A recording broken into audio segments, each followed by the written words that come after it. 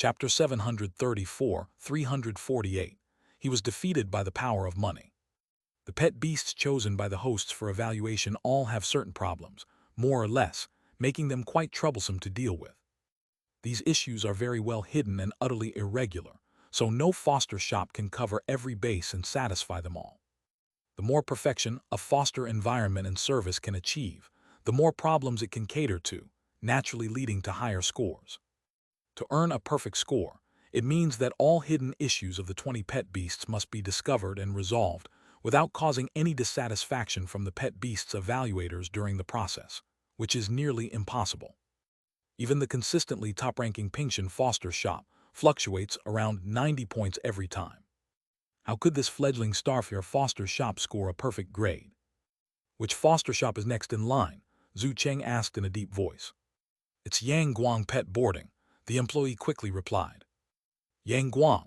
Zhu Cheng's eyes narrowed for a moment before he turned and left. Boss, where are you going? The employee couldn't help but call out. To Starfare foster shop, Zhu Cheng responded without looking back. I want to see for myself what kind of foster service can earn a perfect score. Business seems pretty good today. Su Ran couldn't help but stretch after attending to another customer. Probably because the shop was closed yesterday, there were unusually more customers today, and one thing was very peculiar.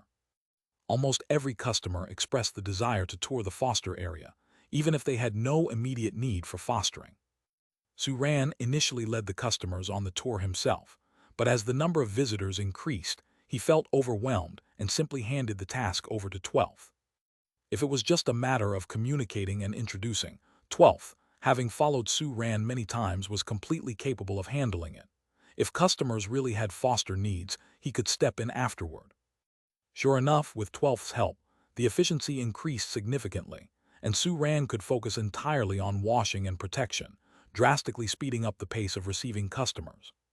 Welcome, sensing a new customer entering, Su Ran quickly straightened his body, flashing a signature smile. However, the expression of the customer who entered this time seemed a bit unsightly. You must be Boss Su from Starfare Foster Shop. Zhu Cheng looked Su Ran up and down calmly. I am the owner of Mad Wolf Foster Shop, Zhu Cheng. While introducing himself, Zhu Cheng inwardly scorned. The storefront might be nicely decorated, but what could a young whippersnapper like this kid amount to? Good to meet you, Boss Zhu. Su Ran slightly restrained his smile, noticing the other party didn't seem to come for business. May I ask what brings you here? I'm here to take a look at your shop, Zhu Cheng said somewhat stiffly. Can I see the price list? It's behind you. Su Ran pointed towards the direction behind Zhu Cheng. Upon turning around, Zhu Cheng's expression instantly became animated. The prices here were twice that of his foster shop. Only after a full year of service improvement and foster environment expansion did his shop dare to raise its prices to the current level. On what basis does Starfare charge double? But remembering Starfare's possibly perfect performance, Zhu Cheng forcefully swallowed the criticism that was on the tip of his tongue. Could you show me your foster area? Zhu Cheng said solemnly. No problem. Su Ran glanced to his side. 12th appeared and cried out. Cheap Tilda, follow me. I'll take you to the foster environment. Zhu Cheng's expression darkened. He was, after all, the owner of a foster shop, and not only did Su Ran not personally show him around, he didn't even arrange for an employee. He was being received by a pet beast. Absolutely outrageous. But this was where Zhu Cheng misunderstood Su Ran. If Su Ran knew what Zhu Cheng was thinking, he would certainly feel wronged. He also wanted to have an employee do the hosting, but he needed to have one first. Reaching 50% fame was still a ways off. Despite feeling even more disgruntled, Zhu Cheng said nothing more and followed 12th inside. He hadn't forgotten his purpose for coming here. That was to see for himself just what the foster environment of Starfare Foster Shop was like. If it really was better than Mad Wolf's, and by a lot he would concede. Beyond that, he harbored the notion to steal some secrets. Fostering, after all, isn't that different. If Starfare Foster really could make the pet beast evaluators' fostering experience reach full marks, then they must possess some unique tricks. If he could learn a thing or two, then Mad Wolf Foster Shop could definitely improve. The current state of Mad Wolf was achieved precisely by taking cues from Pinction Foster Shop. With such a mindset, Zhu Cheng followed 12th and soon reached the foster area. Looking at the vast expanse of foster space, he stood in place, rubbing his eyes in disbelief. What the hell is this? You built the foster space with space expansion technology. With just one glance, Zhu Cheng felt his lips trembling. Seeing the foster area filled with rich, extraordinary energy, in his eyes, each inch was stuffed with innumerable amounts of money. How much money would that be? If his Mad Wolf foster shop also had such a huge foster area. Zhu Cheng couldn't even dare to think about it. Stay calm, this is only the beginning. 12th glanced at Zhu Cheng with a chuckle in its mind. It was accustomed to seeing surprised customers, and it wasn't pleased with Zhu Cheng's bluster, so it was time to give him a proper shock. Each pet beast at our foster shop has its independent living area, approximately 1,000 meters in length and width, sufficient for most pet beasts to move freely. Chapter 735, 348. He was defeated by the power of money. The few pet beasts with overly large body types can have their exercise needs met by expanding their living areas. After all, our foster area is really quite large. Those are the living areas of the pet beasts that have already checked in. 12 pointed with his wings to the already occupied living areas. These areas have been customized according to the attributes and preferences of the pet beasts, and they absolutely meet their needs. Zhu Cheng fell silent. With such generous accommodations, which pet beast wouldn't be satisfied? He had learned, but he had also been rendered obsolete. The way of the Starfear foster shop was a path that his Mad Wolf foster shop couldn't follow. What about the dietary aspect? Clinging to his last hope, Zhu Cheng slowly spoke. May I take a look at your food preparation environment? Of course, follow me. 12 flapped his wings and flew toward a small building not too far away. Entering the small building, various clean and sanitary cooking equipment caught Zhu Cheng's eye, and he couldn't help but marvel at the astonishing completeness. Our menus are also tailored according to the likes and nutritional needs of the pet beasts. 12 grabbed a sample menu with his claw and passed it to Zhu Cheng. This is an example. Zhu Cheng grabbed the list, furrowing his brows as he started to read. Although he only had one copy of the menu, if he could discern something from it, perhaps he could learn a thing or two. Back in the day, he had looked at a few menus from Pingshan Foster's shop, and, after several months of overnight research with a group of employees, came up with the current nutrition menu for Mad Wolf Foster's shop. He believed that as long as he could memorize this menu and study it upon returning. What? As he read on, Zhu Cheng's expression became bewildered. This was not right. This was very wrong. Because each city's surrounding environment and resources are different, with extremely difficult resource exchange. The resource situation in every city is actually different. A certain resource could be common and cheap in one city, yet scarce and expensive in another. This menu had a large number of resources that were rare and pricey in Chuanxing City, and if calculated according to the prices of resources in Chuanxing City. Doing a quick calculation, Zhu Cheng's face completely changed. He originally thought the fostering prices at Starfear Foster Care Shop were outrageously high. But if going by this menu, they were actually losing money on the deal. That didn't even count the cost associated with the foster area. How could this be learned? It simply could. No, what on earth was going on with this shop? Could it be that what defeated him was financial power? Boss Zhu, how do you feel? Noticing 12's return, Su Ran turned his head and asked. Zhu Cheng seemed not to hear Su Ran's question. He numbly followed behind 12, his eyes vacant and especially hollow. Seeing this, Su Ran and 12 exchanged a look. Did you use lead silk vertical soul on him? How could I? Absolutely not. Really?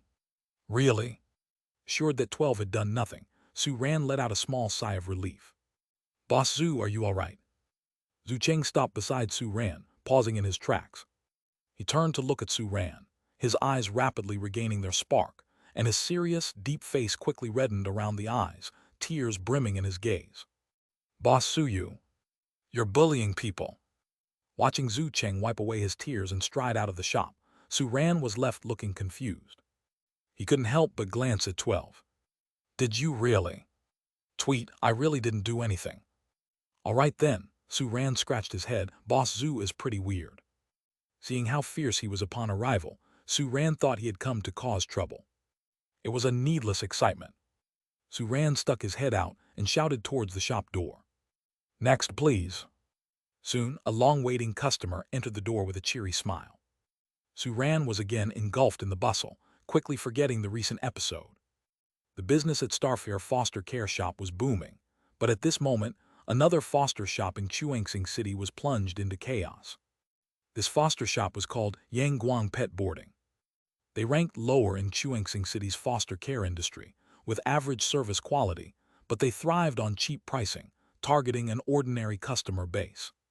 Logically, such a foster shop needn't have participated in the competition since they couldn't win a high ranking, but the boss of Yangguang Pet Boarding was stubborn. Since the registration was free and there was nothing to lose, they might as well give it a go. Thus, in every foster experience exhibition held, Yangguang Pet Boarding participated, and this year was no exception. Though participation was the goal, Yangguang Pet Boarding still made thorough preparations, with everyone from the boss to the employees bringing their best game. However, upon their arrival in the foster area, the 20 pet beast judges dealt a heavy blow to Yangguang Pet Boarding. Having experienced the services of Starfair Foster Care Shop, they were already dissatisfied with Mad Wolf Foster Shop, a top-tier service in Chuangsing City, and now they were at the even worse Yangguang Pet Boarding. The consecutive declines in foster quality had the 20 pet beast judges utterly disheartened, and some with bad tempers were displaying irritable and angry behaviors, like kegs of gunpowder ready to explode at the slightest touch. And the staff of Yangguang Pet Boarding had made a significant oversight. They incorrectly placed 2 pet beasts of incompatible natures in the same foster area. Unsurprisingly, these 2 pet beasts quickly started fighting, and within a short time other pet beasts were also dragged into the combat, turning the whole foster area into an inexplicable melee. Chapter 736, 348. He was defeated by the power of money. Like a wildfire, the already tense atmosphere, compounded by the sudden chaotic battle, completely unleashed the restlessness of the pet beasts. Even the general stage and king stage pet beasts couldn't help but join the fight. Although the hidden organizers, the beast masters, reacted immediately and controlled their own pet beasts, calling a halt to the battle, how terrifying was the momentum of a king stage pet beast's full-force effort. The entire foster area was shattered, completely rendered uninhabitable. Fortunately, they were lucid when they lashed out, and no casualties occurred. Faced with such an unexpected incident, the organizers were devastated. The beast masters showed up immediately, took away their pet beasts, announced the premature end of Yangguang Pet Boarding's foster care experience, and promised that the cost of rebuilding the foster area would be compensated by the organizers. While sending off the 20 pet beast judges, the owner of Yangguang Pet Boarding cried like a 200-pound fool, constantly muttering that he would never participate in a foster care exhibition again. Too horrifying. Boss, something bad happened at Yangguang Pet Boarding. Inside Mad Wolf Foster Shop, an employee known for being well-informed rushed to Zhu Cheng, gasping due to the fast run. What happened to Yangguang Pet Boarding? Zhu Cheng asked calmly, his expression numb, almost indifferent to ridicule. The employee took a deep breath and quickly continued, their foster area has collapsed. Zhu Cheng. He turned his head to look at the employee, his face full of disbelief. Collapsed. Did Yangguang Pet Boarding provoke some big shot? Was their place smashed up? No, the employee grimaced as if constipated. It was destroyed by the fostered pet beasts. Zhu Cheng. For a moment, he really didn't know what to say. Foster shops in a second-level town generally have the qualification and strength for king stage foster care. This qualification not only requires that the food provided must meet the daily intake of a king stage, and the space provided must accommodate their regular activities, but there is also a requirement for robustness, to ensure that it won't be damaged through regular activities of a king stage pet beast. Pet beasts will inevitably show some of their power and release some energy during their daily activities. If the foster environment is as frail as paper, it certainly cannot house pet beasts with great strength. This has nothing to do with the size of the space, but with its durability. And the requirements for sparring facilities are even higher than those for foster areas. To qualify for king stage sparring, one must provide an arena that's nearly impossible to destroy, even when a king stage exerts full force. The power unleashed during full force efforts and that during regular activities are not on the same level. Under normal circumstances, Foster shops with the means would upgrade their foster environment to the same level of durability as their sparring facilities to avoid accidental damage. But Yang Guang pet boarding belonged to those without these means. Their foster service is up to the king stage, but sparring only goes up to the general level. Therefore, their foster environment could not withstand a king stage exerting full force. Under normal circumstances, a king stage pet beast would not randomly strike in a foster area. It had been like this at Yang Guang for the past 10 years with not a single accident happening.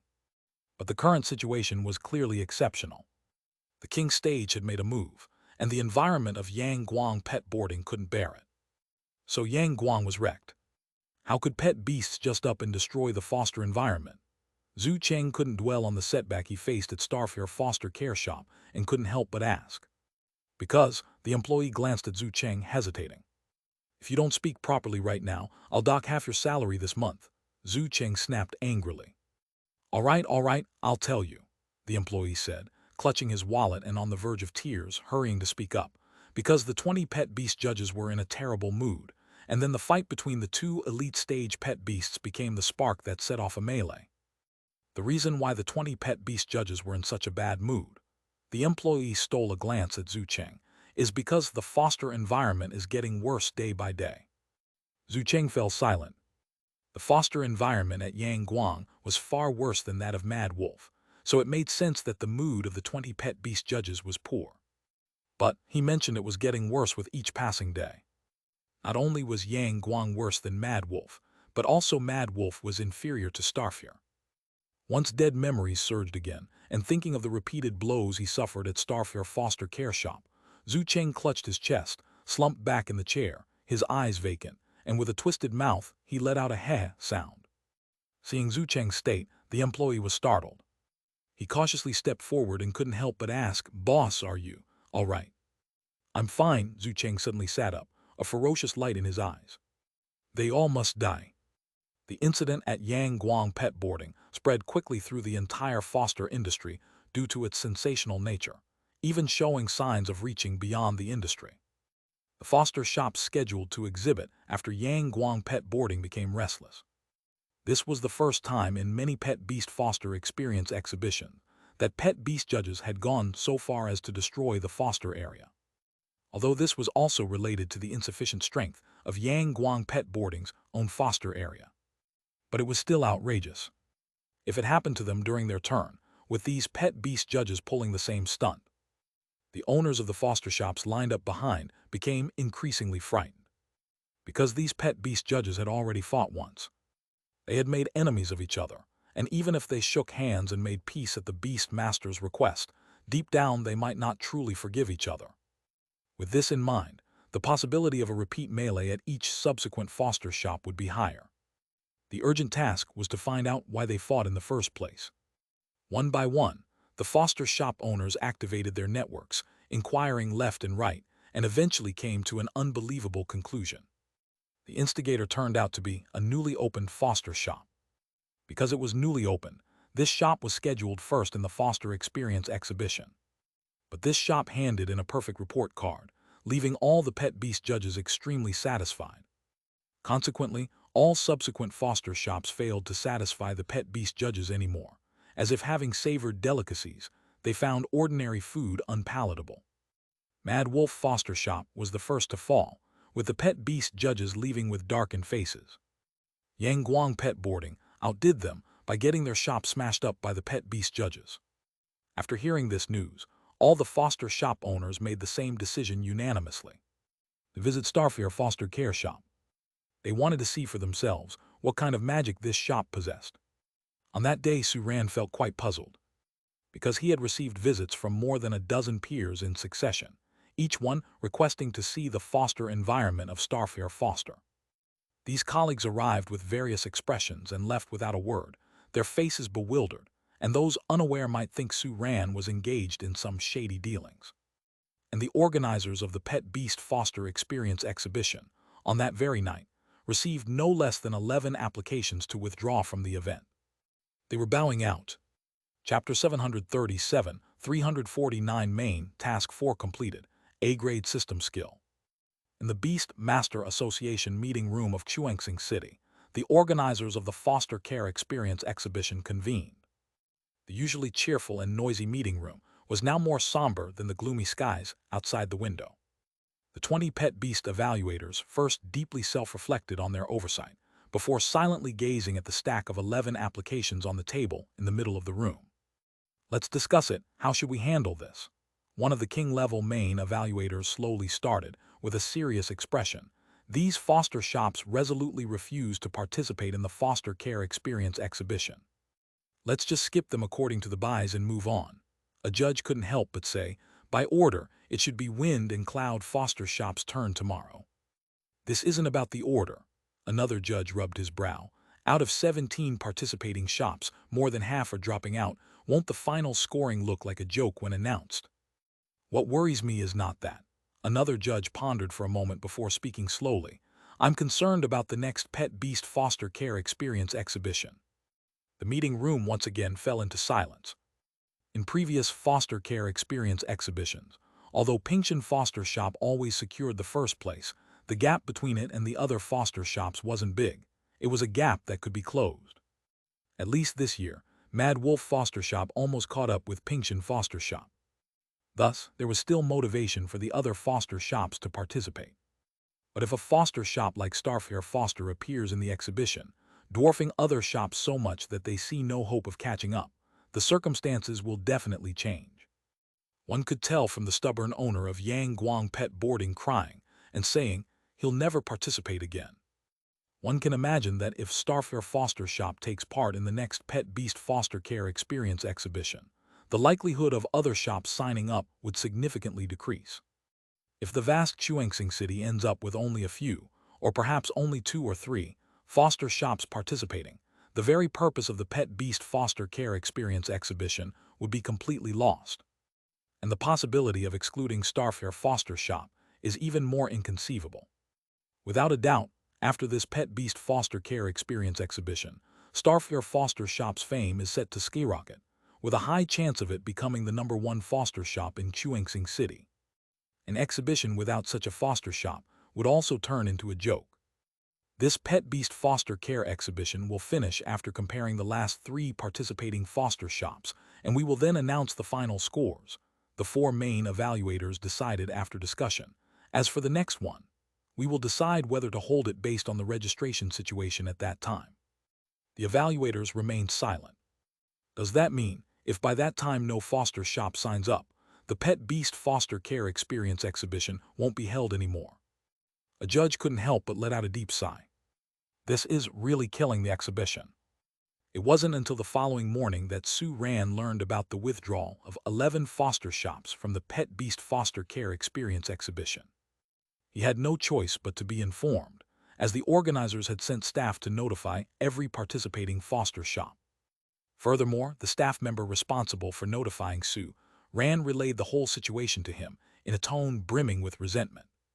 When Su Ran found out that everything stemmed from Starfair Foster's service being too good, he was naturally caught between laughter and tears, and when he learned that the next Pet Beast Foster Care Experience exhibition might not be held because of this, he was at a loss for words. However, he couldn't be blamed for this, as the competition was simply too weak. After finally sending off the staff, Liu Fengyun showed up. "Boss Su, you've really made a name for yourself throughout Chuangsing City this time."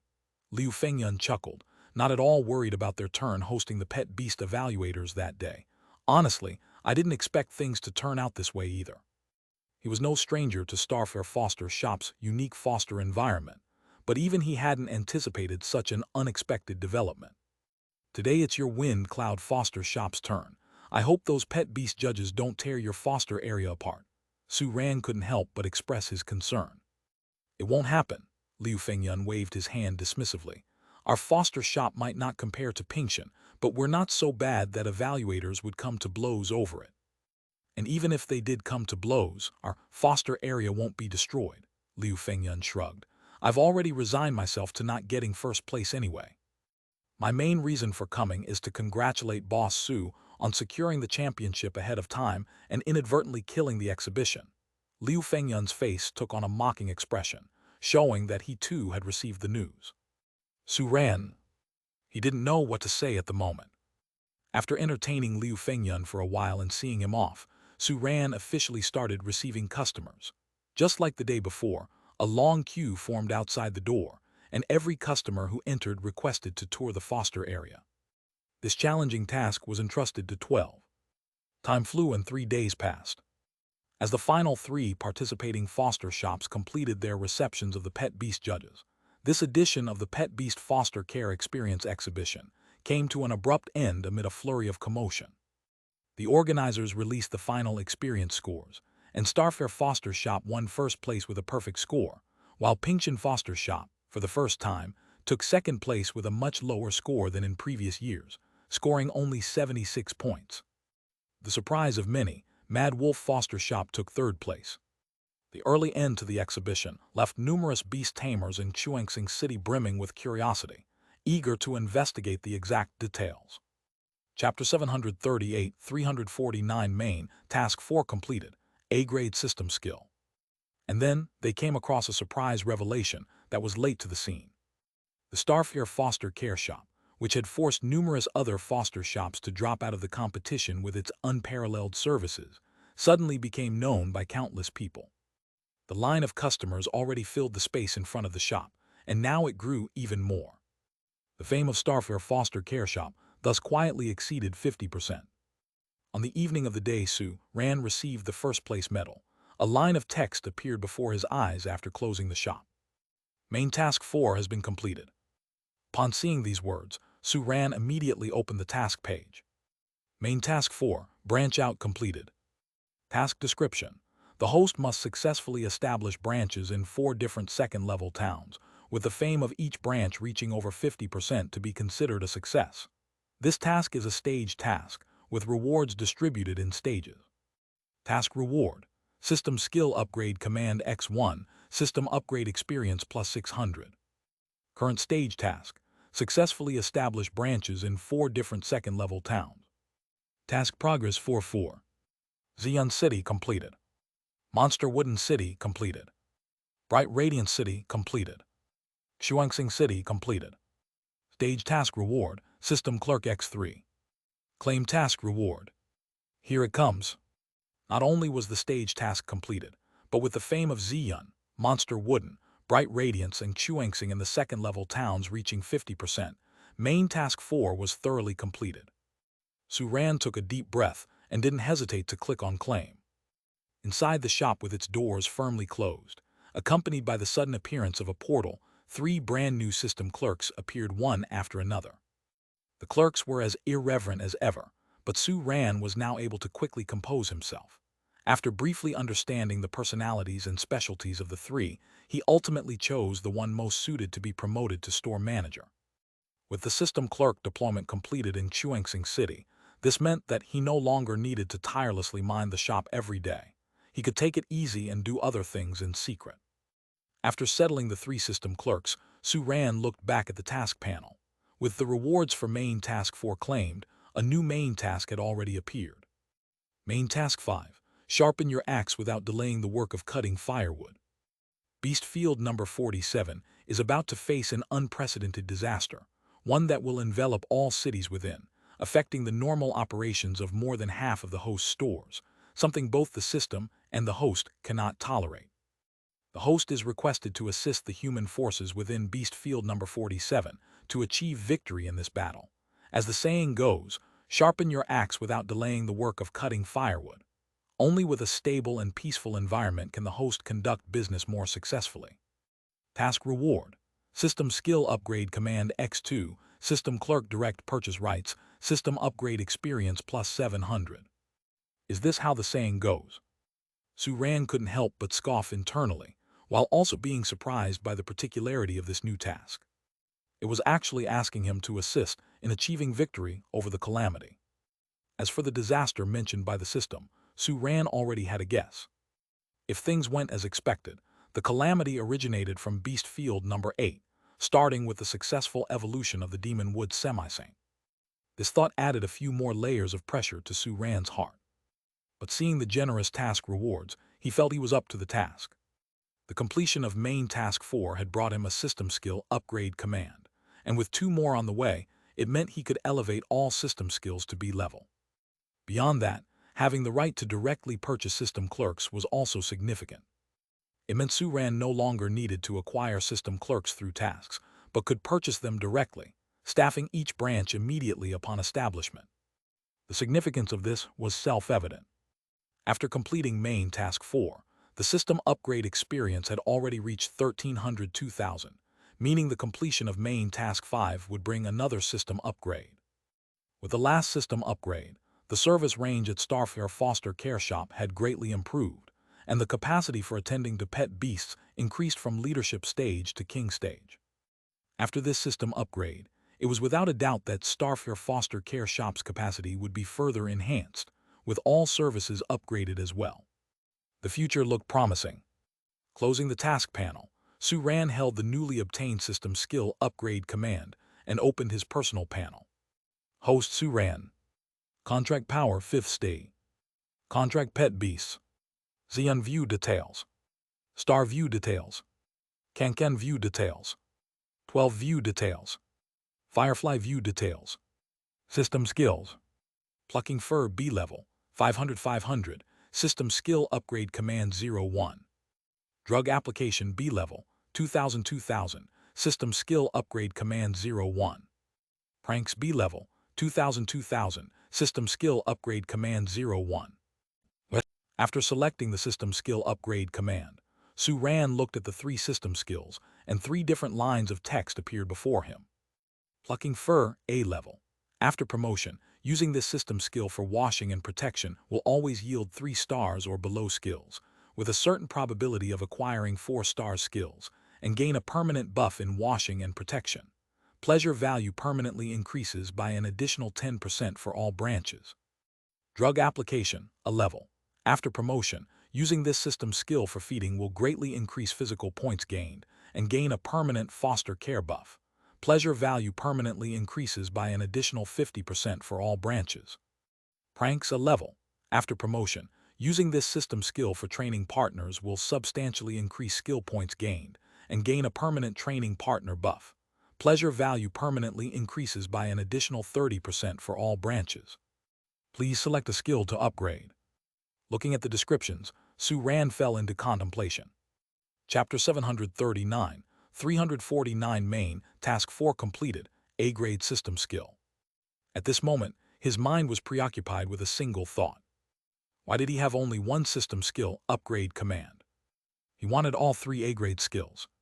Taking a deep breath, Suran began to compare the differences between the 3 skills.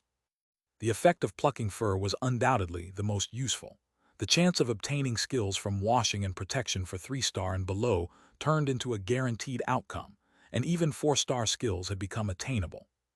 However, in the entire Beast Field 47, there were only so many pet beasts of the Emperor species, and the Starfare Foster Shop could only accommodate pet beasts up to the King stage, with even fewer qualifying Emperor species ones. Counting on obtaining 4-star skills through washing and protection was not feasible for now. Not until the system was upgraded to accommodate higher stage pet beasts could the skills effect truly come into play. But according to the rewards of main task 5, all skills would have been raised to a grade by the time the system upgraded. Therefore, the priority of improving plucking fur actually wasn't high, since the permanent buff it came with was the least among the 3 skills. After advancing to a grade, drug application would greatly increase the gain of physical points. Currently, the 3 little ones hardly ever exchanged for physical points anymore, because compared to other resources, the cost-effectiveness of physical points was somewhat low. If the gain from physical points could be multiplied by several times, Suran might consider reducing their price, exchanging 1 value point for 2 or even more physical points. Besides, the buff that came with a grade drug application was also quite tempting for Suran. The pleasure value gained from foster care service, which was between washing and protection and accompanying practice, would surpass washing and protection and become the most important source of pleasure value for the Starfare Foster Shop if it could be increased by 50%. It meant a significant increase in pleasure value, and with more pleasure value, the lottery drawing would also yield more good stuff. The final A-grade prank skill was somewhere between the 2 previous options. Skill points, unlike physical points, played an extremely important role until pet beasts reached the Violent Sun level. Currently, only Xian and Star had pet beasts with all skills at the Violent Sun level. The other three little ones still needed them greatly. The 30% buff to the pleasure value gained from pranks was also considerable, but since pranks itself yielded relatively low pleasure value, its contribution to Su Ran's overall profit was limited. After weighing the three skills, Su Ran's gaze finally settled on drug application. It's decided then, you're the one. Still 3,000 words to go, crazily cramming. It was not until the next morning that Su Ran learned 11 foster shops had withdrawn from the Pet Beast Care Experience exhibition. He couldn't remain oblivious because staff from the organizing committee had personally notified each participating foster shop. Moreover, the staff member responsible for informing Su Ran spoke with a vengeful tone, sharing the entire backstory of the incident with him. When Su Ran found out everything had stemmed from Starfare Foster's Too Good to Be True foster care service, he couldn't help but feel a mix of amusement and astonishment. And upon learning that the next Pet Beast Care Experience exhibition might be cancelled as a result, he didn't know what to say. It wasn't really his fault. The competition was just too weak. After finally sending off the staff member, Liu Fengyun showed up. "Boss Su, you've really made a name for yourself throughout Xuanxing City this time," Liu Fengyun chuckled, showing no concern even though it was their turn to host the Pet Beast judges today. "To be honest, I didn't expect such a situation to occur either."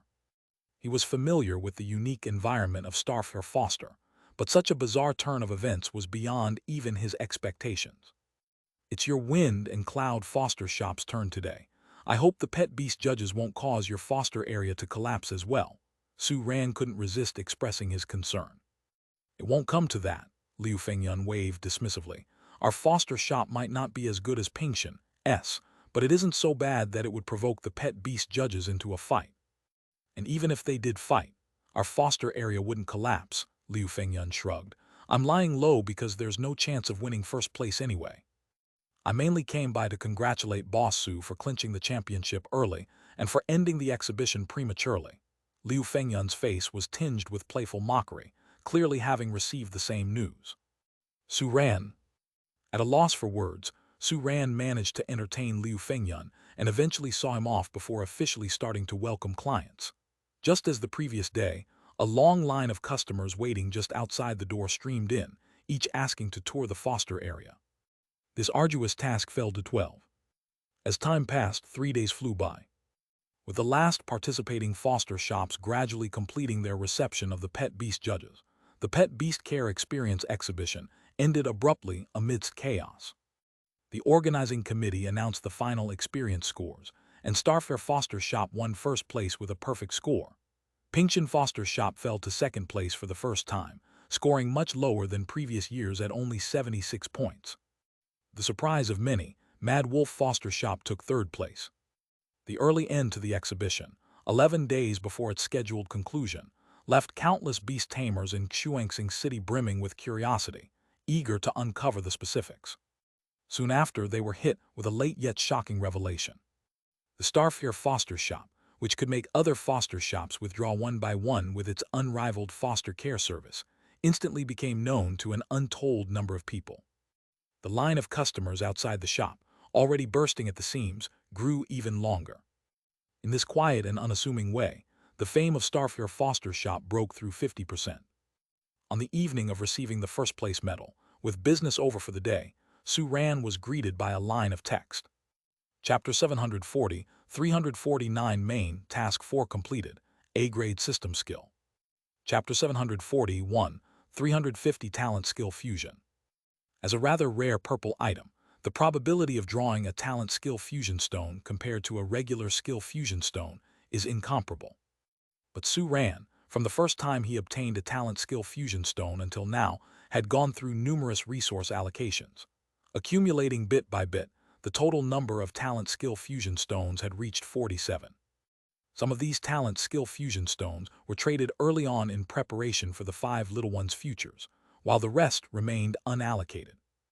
Xian, without any hesitation, used all its value points to exchange for the remaining talent skill fusion stones. With the exorbitant price of 1,000 value points each, it wiped out both its remaining value points and the current earnings.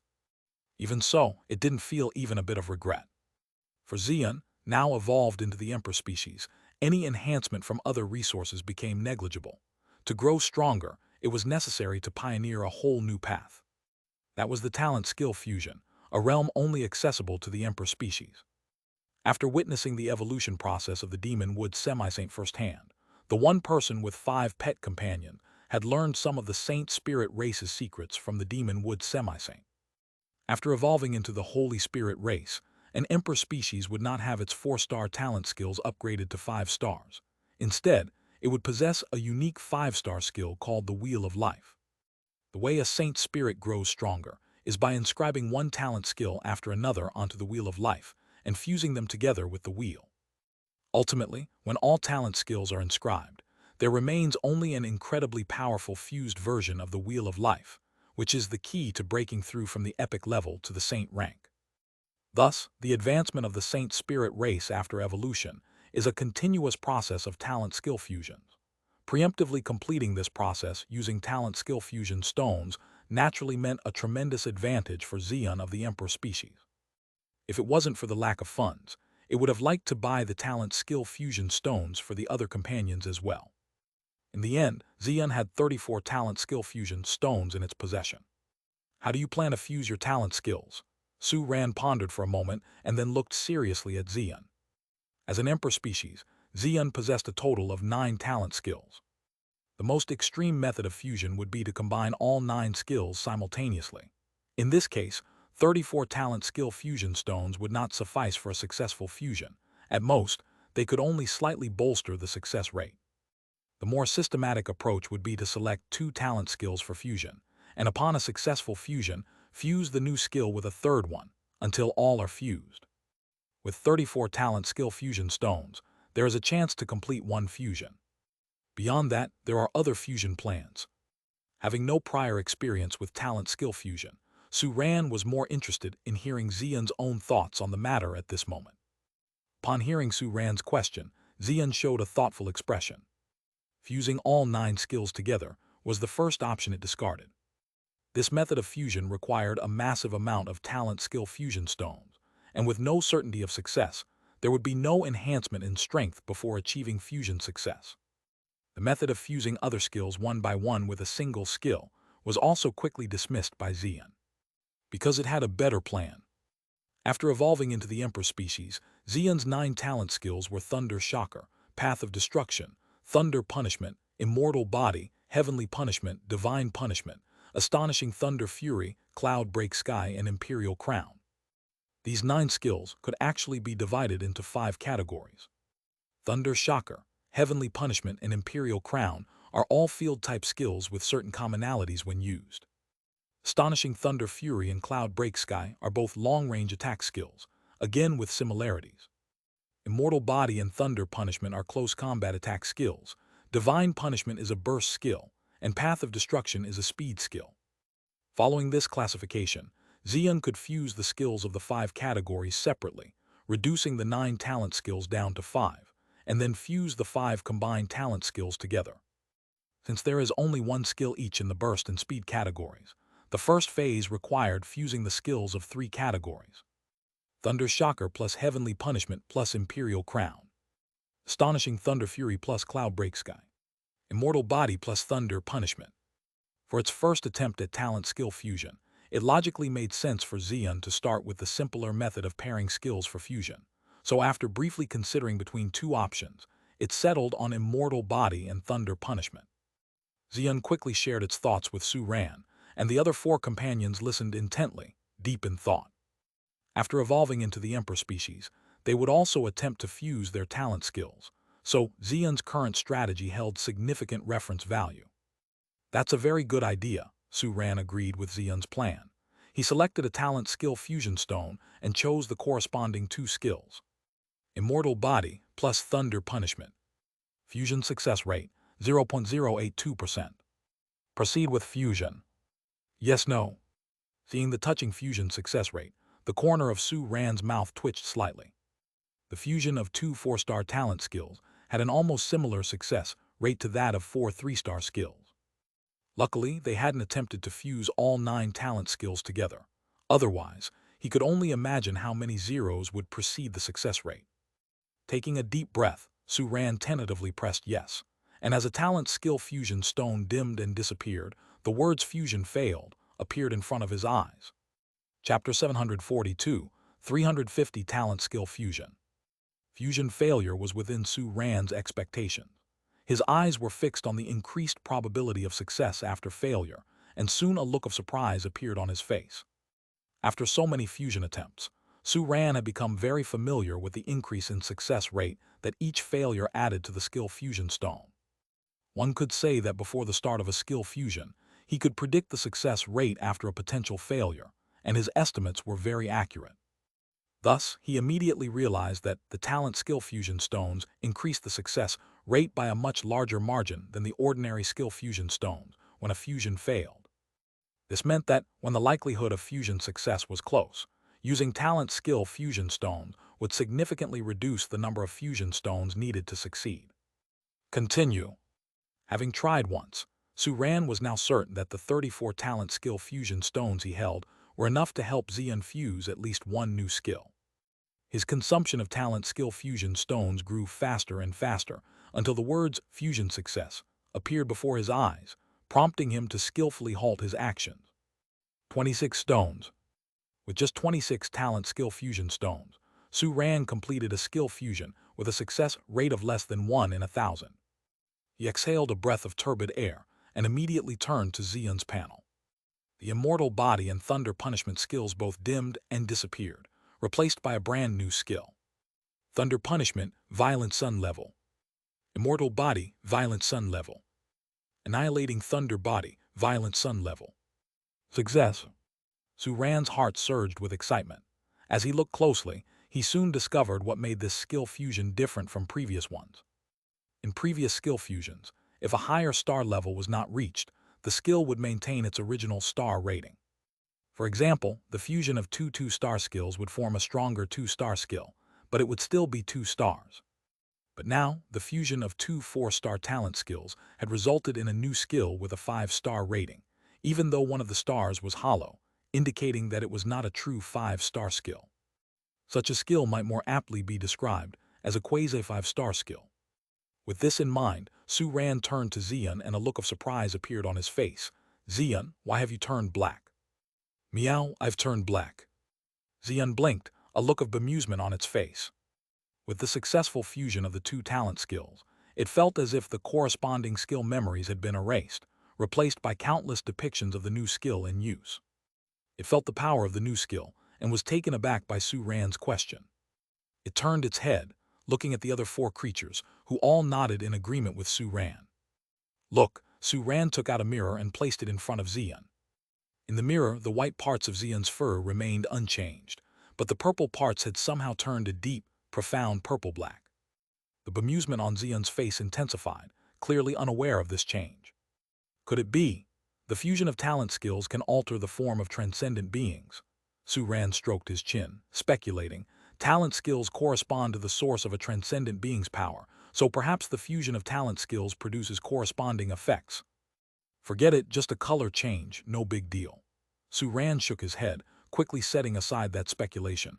How effective is this new skill called Annihilating Thunder Body? Meow, the effect is quite good. Hearing Suran's question, Xian set aside its small annoyance about turning black and became excited.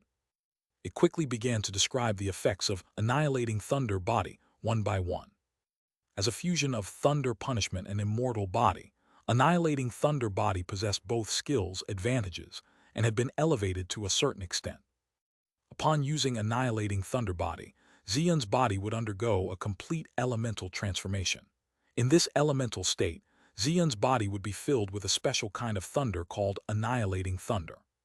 This special thunderbolt will affect all skills that contain the thunder attribute, adding a unique effect from Annihilating Thunder to other skills.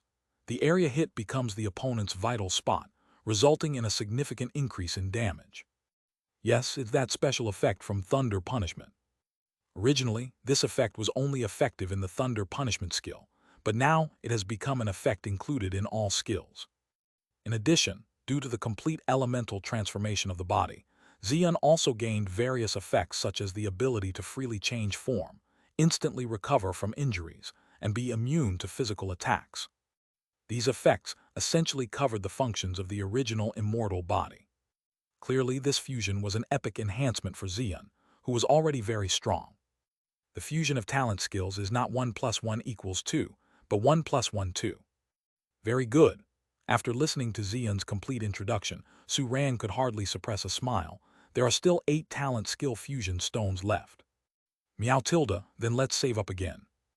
Xian opened his mouth without hesitation.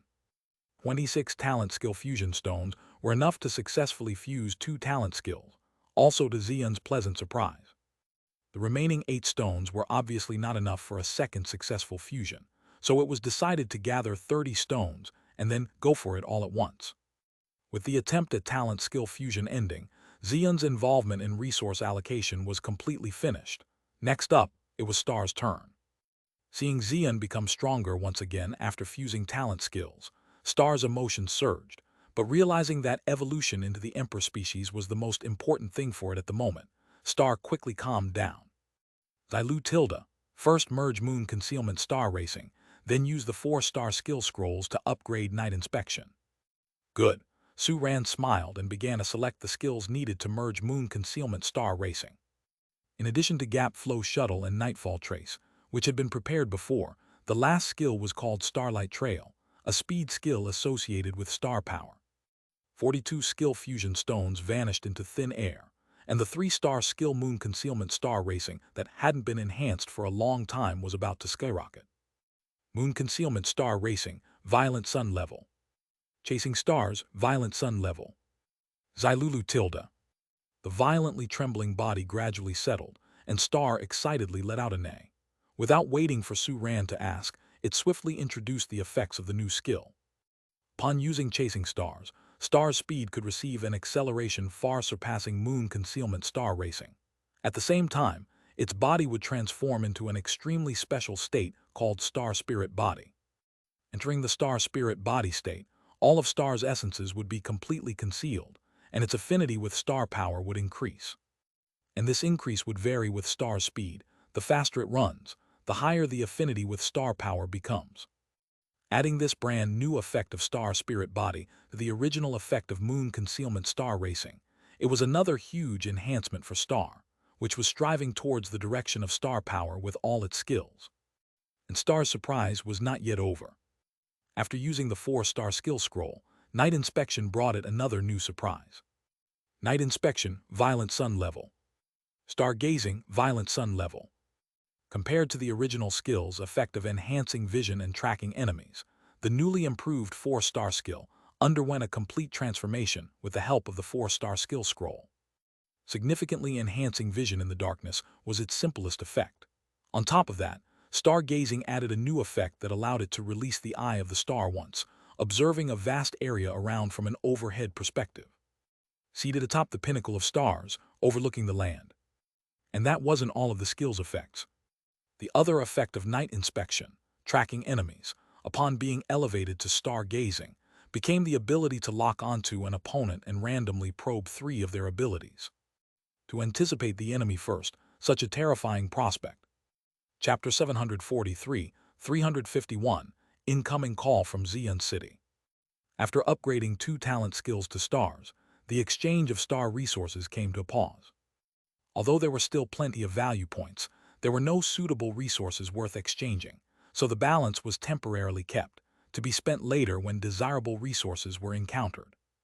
With the opening of Starfair Foster Care Shop in Chuangsing City, the resources that could now be allocated had once again increased. The remaining skill fusion stones and other resources were sufficient to upgrade 2 3-star skills to 4 stars. Can and the 12 looked at each other. Chia, I and 12 each upgrade a 4-star skill. Q, I agree. 12 nodded its head, its eyes filled with anticipation. Was it finally going to acquire its first 4-star skill? After watching the 3 little ones obtain 4-star skills, it fully realized the vast gap between 3-star and 4-star skills. It could be said that just by having one 4-star skill, its strength could easily increase by 20 to 30%. Now, after obtaining the evolution path of the Emperor species, It was finally its turn. Good. The two pets reached an agreement, and Su-Ran naturally had no objections. First to undergo skill upgrading was Can-Can. And this time, the skill Can-Can wanted to enhance was giving body to fertile soil. Yes, it finally remembered that its best skill was defense. In the past few encounters with quasi-domineering level, Can-Can had realized that, because of the emphasis on 4-star skills, it had slightly deviated from its path, and its defense could only barely withstand the full force of quasi-domineering level. Giving body to fertile soil, a powerful skill providing defense for itself, would not only not affect Can-Can's agility in action, but it would also have a sticky effect on close combat opponents. If it could be upgraded to 4 stars, Can-Can could disregard attacks from the same stage, and its combat ability would see a significant enhancement as it could brazenly strike out with Land of Destruction. After a round of selection and discussion, Su-Ran finally determined the 3-3-star skills to be fused with giving body to fertile soil. The moment the 47th skill fusion stone dissipated, the words "fusion success" appeared before him. Giving body to fertile soil, Halo level, 38,237/50,000 plus. Hollow Earth, Halo level, 38,237/50,000 plus. Feeling the pleasure emerging around its body, Can-Can couldn't help but let out a joyful shout. Countless new skill memories emerged, making its expression grow increasingly excited. Clearly, this newly acquired 4-star skill was extraordinary. What's the effect of the new skill? Su-Ran curiously inquired. Just by the name, he felt the skill was powerful. Chia, this skill can greatly immunize against all attacks. With just one sentence, Can-Can surprised all 4 pets in one person. Compared to the original giving body to fertile soil, Hollow Earth was an epic enhancement. As the name Hollow implies, when exercising Hollow Earth, Can-Can's body would not be covered with dirt, but the Earth attribute Guardian power would protect a larger area of the body in a way invisible to the naked eye. Any attack that touched this Guardian power would be weakened by the layered Earth attribute power, leaving only a tiny fraction of it. And once an opponent entered the range of Hollow Earth's guardianship, the skill would form an extremely strong binding effect, trapping them within.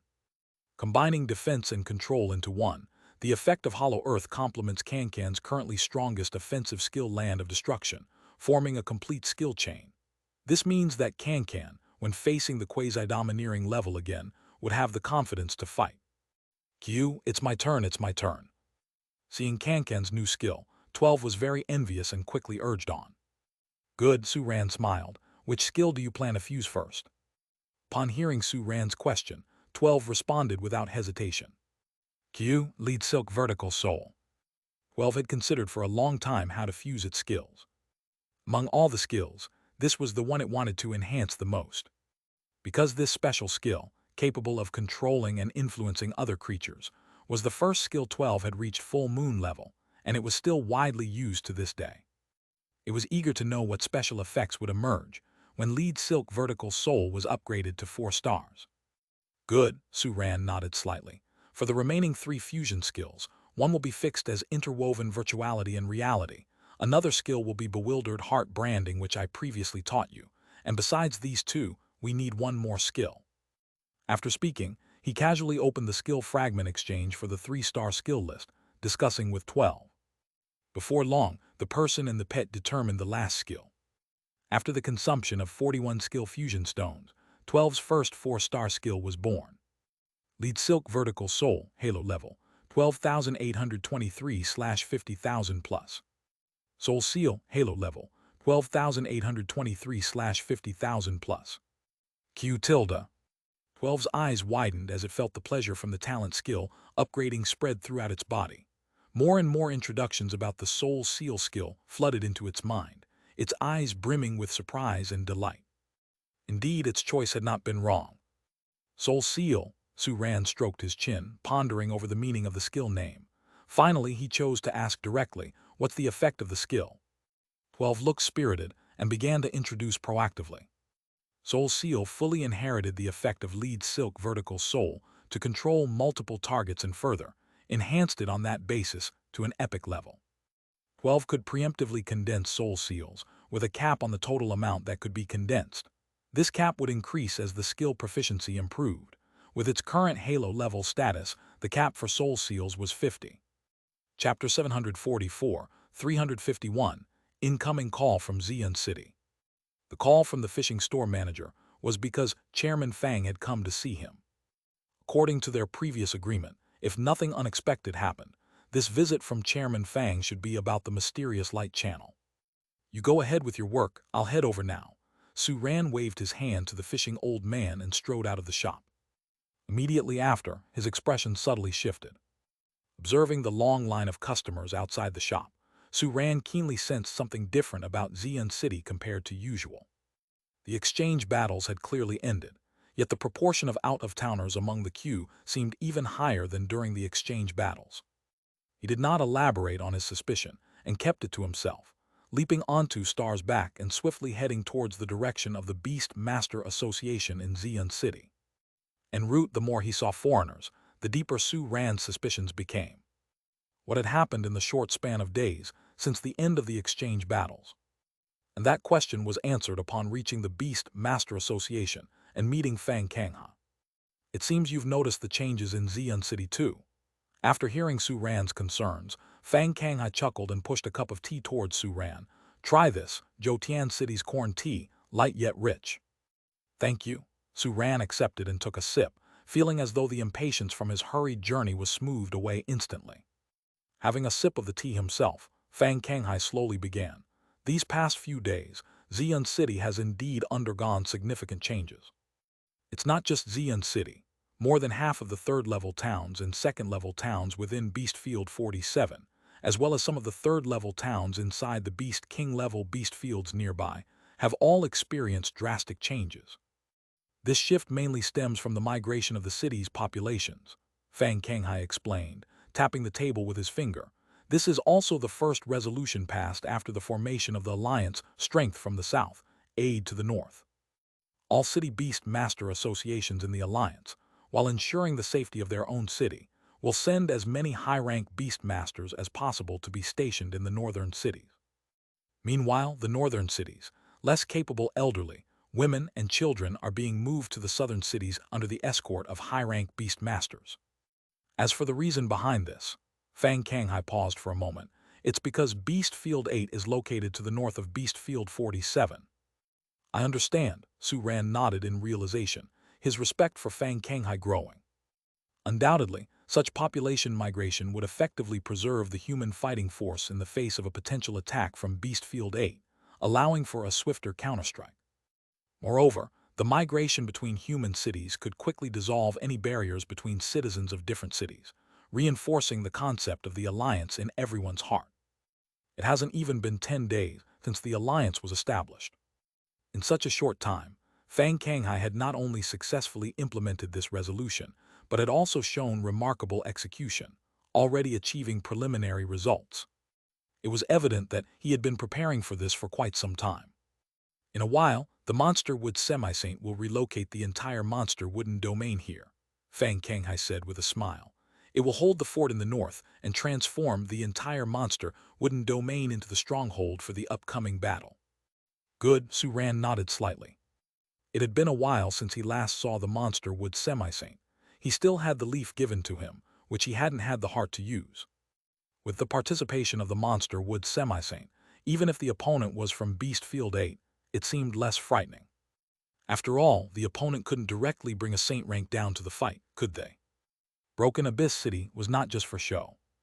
The reason I called you here is for the mysterious light channel, Fang Kangha said, taking another sip of tea and diving into the main topic. Exploring the mysterious light channel was a key factor for the presidents of other city beast master associations to agree to the alliance. Nobody wants to stay weak, and without me leading they wouldn't be able to enter, he said. And that is exactly what I want to see, Fang Kangha continued slowly. Calamity is upon us, and the stronger the high-rank beast masters become, the more hope we have of victory in the upcoming battle.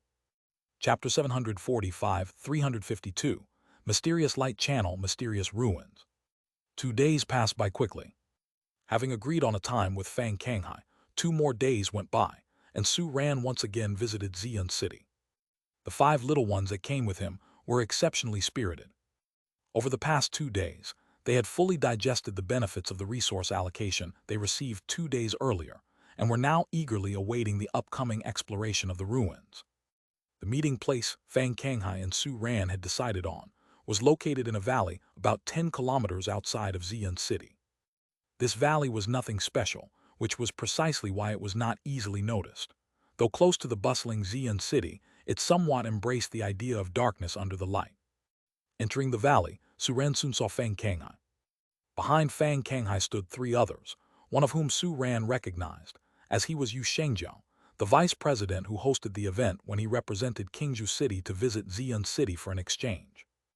Although he had never met the other 2, their identities were quite apparent. They were the other 2 vice presidents of Xi'an City with overlord-level strength. You arrived quite quickly, Fang Kanghai glanced at Su Ran and chuckled. You should have met Yu Shengjiao before. These are Hu Yun and Qi Cheng. Su Ran, right? Yu Shengjiao greeted with a hearty smile. The last time I saw you was during the city exchange, and back then you were just at the leader stage. I didn't expect that in just a few months you've already gained such formidable strength. Nice to meet you, Su Ran. The only woman among the 3 smiled slightly. Although I haven't met you before, I've heard your name many times. Qi Cheng is mainly responsible for the beast trainer ranking. Fang Kanghai offered a brief introduction. Su Ran suddenly understood. Since his arrival in Xi'an City, the place he had visited the most was the beast trainer ranking. Having refreshed the ranking scores time and again, it was no wonder that his name was often heard by the others. Hu Yun. The other tall and thin middle-aged man nodded at Su Ran as a greeting. He seemed somewhat silent and reserved, but Su Ran could sense that, among the 3 overlord-level beast masters, he gave off the most dangerous vibe. Hu Yun is just like that, a clamorous fellow. Yu Shengjiao patted Su Ran's shoulder and smiled. Don't mind him. Of course, I won't mind. Su Ran shook his head without hesitation, then looked around. Haven't the overlord-level beast masters from other cities arrived yet? They should already be on their way, Fang Kanghai spoke slowly. When overlord-level beast masters leave a second-level town, it means the town faces a greater crisis, so they need to make some arrangements. Senior Fang, I have a question. Hearing Fang Kanghai say this, Su Ran couldn't help but voice a doubt he'd had before. Gathering nearly all the seniors of the 47th Beast Field together for exploration, won't it pose a problem for the defense of the second-level towns? Any other time maybe, but right now, the 8th Beast Field could attack at any moment. This time frame is, in fact, the best, Fang Kanghai spoke calmly. Firstly, I've already made contact with Broken Abyss City and learned some information. The 8th Beast Field's entry has become a certainty, but it won't happen that quickly. The Saint Spirit of Broken Abyss City and the Beast Saint of the 8th Beast Field are engaged in a very large-scale resource struggle.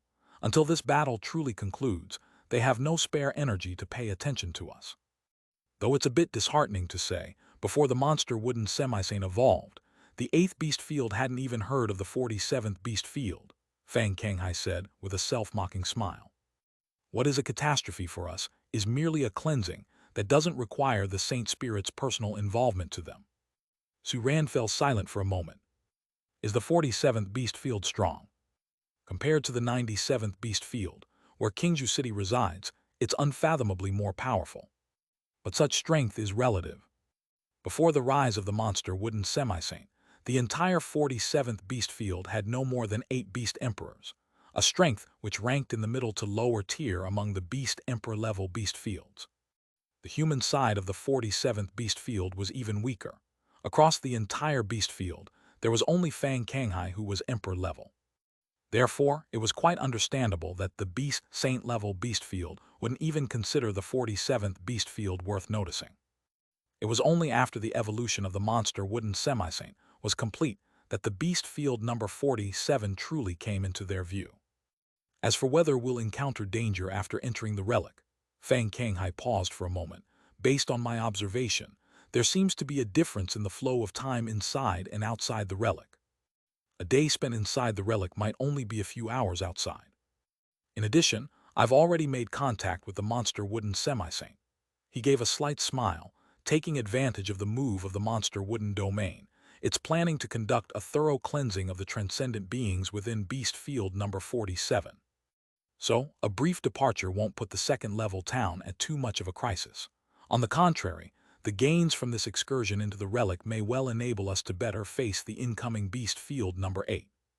I understand, Su Ran nodded, his realization dawning. He was about to say something when his expression suddenly shifted, and he turned his head to look toward the sky. A rainbow light was approaching the valley at great speed. Upon entering the range of the valley, the rainbow light drastically slowed down, and with the energy storm that it kicked up, a splendidly golden giant bird spread its wings, slowly landing. Above the head of the giant bird, dazzling light interwove, forming a magnificent crown, and on the giant bird's back, a woman leapt down and walked toward them. "It seems I've arrived rather quickly," the woman said, glancing around with a slight smile. "Your eternal light divine kite is known for its speed, so it's no surprise you arrived so swiftly," Fang Kanghai said with a smile. "Is Du Chun not with you? Didn't he come together with you?" "He's coming from behind." The woman crossed her arms and glanced back. "There, he's here." At the moment her words fell, a long dragon's roar came from outside the valley. A giant dragon covered with light blue scales approached, carried by a fierce wind, its crown of stormy convergence exceptionally striking. "Here he comes, here he comes." A man jumped down from the back of the giant dragon and looked at the woman, his eyes carrying a hint of reproach. "This is Zhou Qing, the president of the Zhou Tian City Beast Master Association, and Du Chun, the vice president." Yu Shengjiang whispered an introduction to Su Ran. "Don't mind their seemingly discordant relationship. In actuality, they're a married couple." Yu Shengjiang, still as annoying as ever after all this time. Zhou Qing frowned and huffed. "Who is this young fellow? Aren't you going to introduce him?" Ahaha Tilda, caught by Zhou Qing overhearing his previous comment. Yu Shengjiang laughed awkwardly and quickly started to introduce. "This is Su Ran, who will join us in exploring the relic this time. So young, yet already has an emperor species pet beast. Is he the next generation leader that you've cultivated in Xi'an City?" Du Chun, quick to notice the abnormality of Xi'an, spoke up with a smile. "That's a misunderstanding," Fang Kanghai chuckled, taking the initiative. "Strictly speaking, Su Ran is not from our Xi'an City.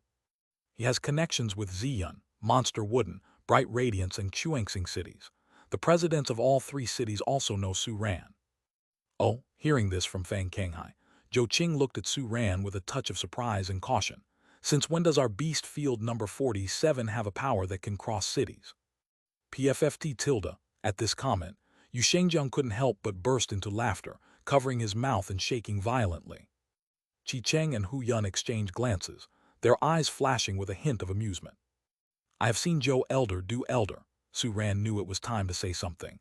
"This junior is just an ordinary foster shop owner. This junior has branches in all four cities, hence the acquaintance with the four presidents. To be able to accompany and learn from all the esteemed elders this time is an extraordinary honor, owing to Elder Fang's high regard." "Foster shop," Du Chun repeated the words, his expression turning intrigued. Meanwhile, Zhou Qing quickly showed a smile after a brief moment of astonishment. "In that case, little boss Su, you must come and open a branch in Zhou Tian City soon." A foster shop owner with such strength, and one recognized by Fang Kanghai, had to be more than meets the eye. At this moment, Zhou Qing became even more curious about Su Ran. "I surely will," Su Ran said earnestly. The branches were definitely going to be opened, just not now. Once the main task 5 is completed, and the system clerks can be directly purchased, he planned to open branches in every human city in both Beast Field number 97 and number 47. By then, the daily acquisition of various resources would likely increase manifold compared to the present. Only 1,500 words left, furiously writing. Chapter 746, 353, The Mysterious Place. "Gentlemen." Standing in front of the relic's gate, Fang Kanghai's voice became more solemn. "The key to the relic gate is in my hands, but since the method of opening cannot be satisfied, I have never entered the relic. There are opportunities within the relic, but also unpredictable changes and crises may exist. Please be ready to go all out at any moment." Hearing Fang Kanghai's words, everyone remained silent, but the atmosphere around them grew heavier. One by one, pet beasts were summoned, and in an instant the aura of hundreds of Overlord stage pet beasts soared into the sky, completely dispersing the surrounding inexhaustible light. Standing close to Yu Shengjiang, Su Ran nodded to the 5 little ones behind him. Although their strength was far inferior to the others, they too would give their all. Seeing that everyone was ready, Fang Kanghai nodded, then took out a stone key, ancient and mysterious, full of patterns, from his chest. This stone seemed ordinary, but it fit perfectly into a depression in the center of the relic's gate. Without a doubt, this was the key Fang Kanghai had spoken of. Inserting the key into the notch, Fang Kanghai turned to look at a few people in the crowd. "You may now take action." As his words fell, the golden giant bird behind Zhou Qing, along with several other overlord stage pet beasts, gathered their power and infused it into the stone. All of these pet beasts were light attribute beasts. Fang Kanghai's own pet beast did not possess light attribute powers, and according to his estimation, opening the gate required either a light attribute beast of the Emperor stage or several overlord stage light attribute beasts working together. For this reason, Fang Kanghai simply invited all the high-ranking beast masters of Beast Field number 47 to join him in exploring the relic. Under the efforts of the light attribute overlord stage beasts, the patterns on the stone quickly lit up, followed by the patterns on the relic gate. The moment all the patterns were lit, the relic gate disappeared from everyone's view, and a pure white light film took its place. This light film completely shielded perception and sight, making it impossible for those standing outside the gate to see what was on the other side. The more this was the case, the more it stoked anticipation. "Let's go!" Fang Kanghai stepped into the light film first, as if swallowed by it, and was followed by 7 beasts, all disappearing from view. With Fang Kanghai leading the way, the other beast masters no longer hesitated and entered one after another. Su Ran followed the enthusiastic Yu Shengjiang into the light film, feeling the world spin around him, and in the next moment, he felt solid ground under his feet. He quickly turned his head to look around, and an astonished expression appeared on his face. When he had only seen the relic gate standing on the hilltop, he had realized that the relic might be in an alternate dimension. But the vastness of this alternate space far exceeded Su Ran's expectation. It was as if another world lay beyond the gate. Su Ran looked as far as he could and couldn't see any boundaries at all. More astonishing still, there were 3 suns hanging in the sky above his head. With not one but 3 violent sun levels, the temperature here was extremely high, and the light series power was richer than ever experienced before. "Xilu Tilda, it's a bit uncomfortable." Star shook its head, its eyes displaying a touch of reluctance.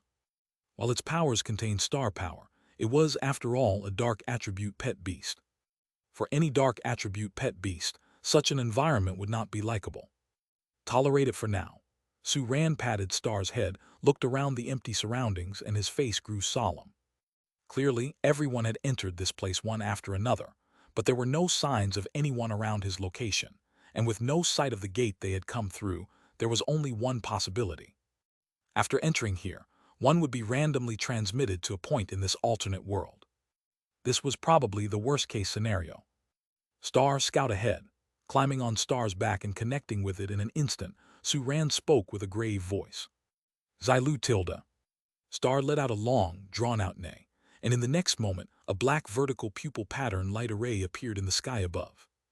Its viewpoint quickly rose higher and higher, until it seemed to be tens of thousands of meters in the sky, overlooking everything below.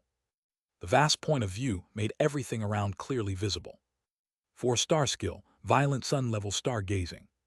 Su Ran and the other 4 little ones shared the view, and gained an initial assessment of the environment through what Star could see. "We're heading over there." After a moment of pondering, Su Ran pointed to a dense forest not far away. "There are activities of transcendent beings, and it seems there are some special things there." The 5 little ones naturally had no objections to Su Ran's decision. Cautiously entering the dense forest, as the sound of footsteps rustled, a strong aura rapidly approached from a treetop nearby. "Chatilda, general stage." Kankan's paws stirred up an earthy yellow halo in the ground, and with the echoing of earth vein, it instantly detected the strength of the approaching figure. Almost the instant Kankan spoke, accompanied by a fierce, monstrous shriek, a gold and crystalline-encrusted ape emitting an air of ferocity lunged forward in a flash. Light attribute king species, crystal golden ape. "Luhu, I've got this."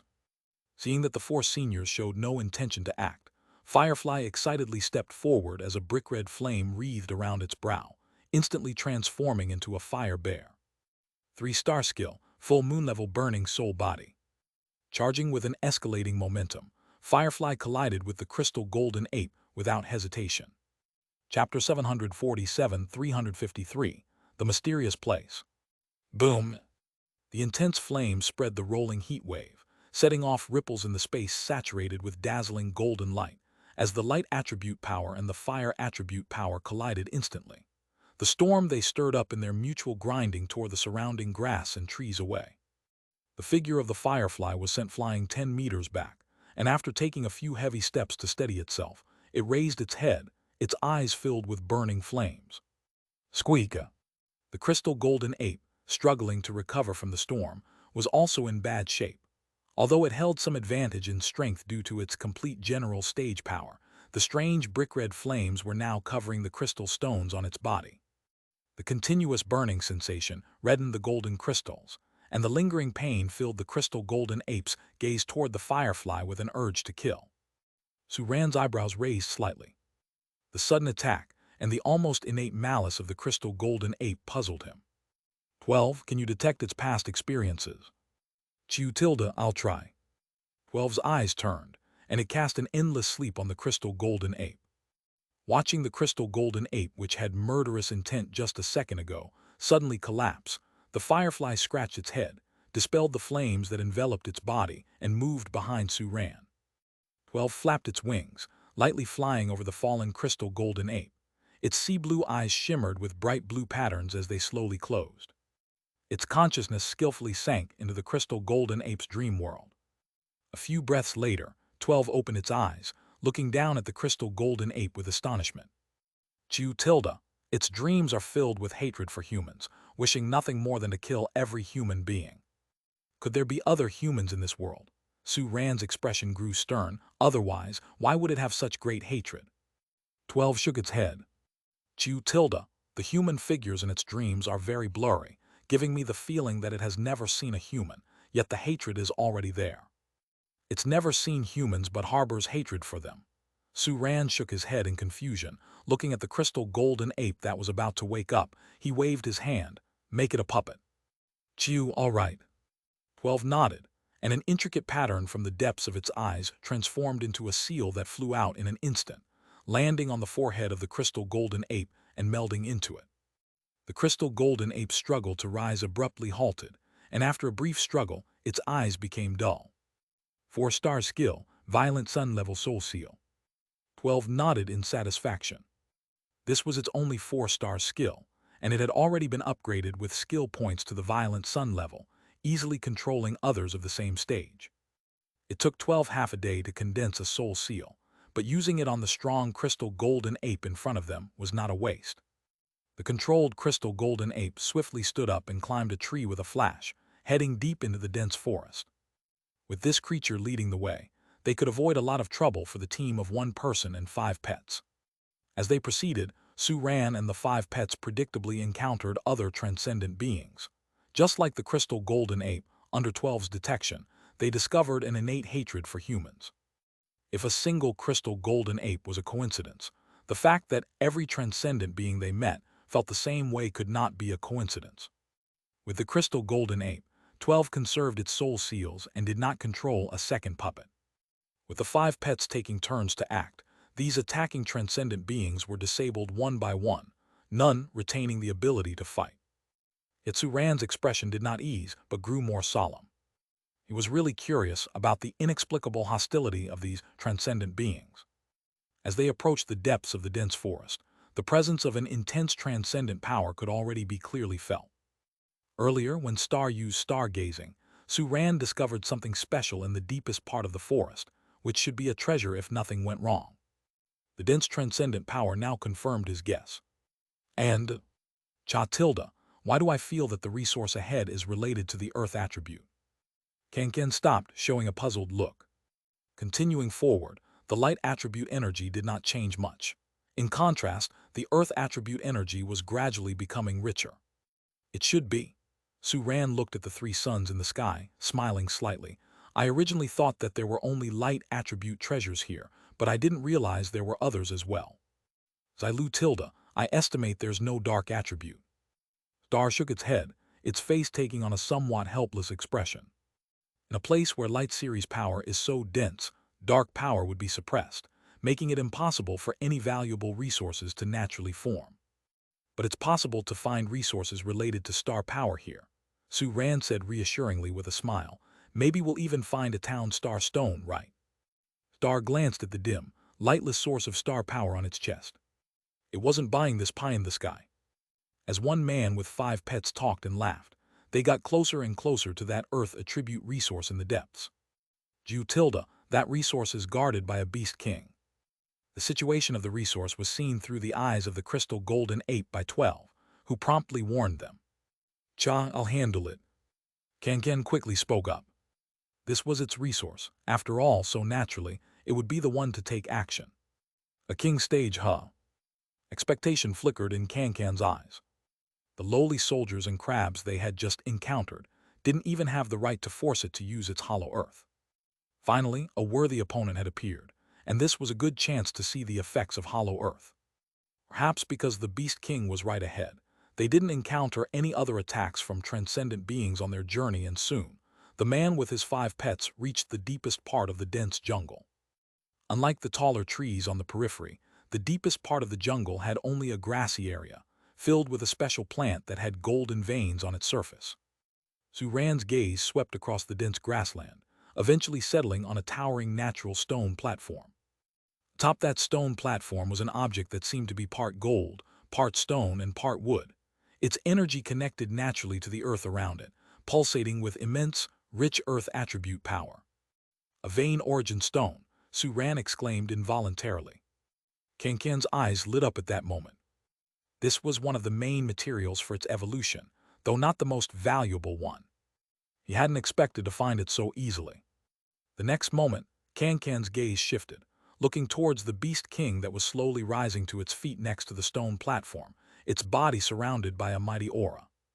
This Beast King had a humanoid appearance, clad in a full suit of bright golden armor, holding a 2-meter-long sword in its hands, with nothing visible beneath the armor but a vague gleam of light. It had no physical body under the armor. Upon seeing it, the golden dragon eyes of Kankan slightly contracted, its face showing a solemn and excited expression. This opponent in front of it was powerful. It could really test its skills now. After a moment of tense standoff, the armored Beast King, with its sword in hand, transformed into a streak of rainbow light, charging towards Kankan with incredible speed. Chatilda, bring it on. Kankan let out a loud cry as its body grew rapidly in the wind, instantly reverting to its original kilometer size. Its massive claw, as formidable as a collapsing mountain, slammed down on the path where the armored Beast King must pass. The rainbow light twisted instantaneously in the void, dodging Kankan's heavy strike with remarkable agility. When the armored Beast King reappeared, it was already behind Kankan. The sword it raised high shone brightly, cutting down perpendicularly toward the earth in a flash. Kankan's gaze flickered slightly, and an invisible force swept over its entire body. It appeared as if it had done nothing, but suddenly, there was an added sense of solidity to its presence. The golden sword light shattered into pieces 50 meters from Kankan, as if it had hit a wall of air, and the backlash didn't reach Kankan at all. Along with the disintegration of the golden sword light, a phantom-scale armor briefly emerged in the void before quickly fading again. 4-star skill, violent sun-level hollow earth. Seeing this, the armored Beast King's figure shook slightly, clearly surprised that its full-force strike failed to breach the defenses of the giant beast before it. The golden light in Kankan's eyes flickered, and without hesitation, it raised its claw. In the center of its paw, an earthy yellow halo spun rapidly, with the terrible power of annihilation ready to be unleashed. Now it was my turn. Chapter 748, 354, A Hidden Corner. Boom! With the echoing burst of sound reverberating persistently in the area, an energy storm lifted the dense jungle around. And although Kankan's radiant claws shredded through the void, regrettably, the armored Beast King's tracks were still nowhere to be found. This light attribute Beast King was particularly adept in speed, and indeed Kankan was somewhat at a disadvantage while trading blows, especially since it had refused the help of the 12, wanting to test its own strength. Standing on the void, wielding a giant sword, the armored Beast King faced Kankan's direction, and beneath the mask, the face made of light, its eyes suddenly became bright, conveying a sense of gravity and anger.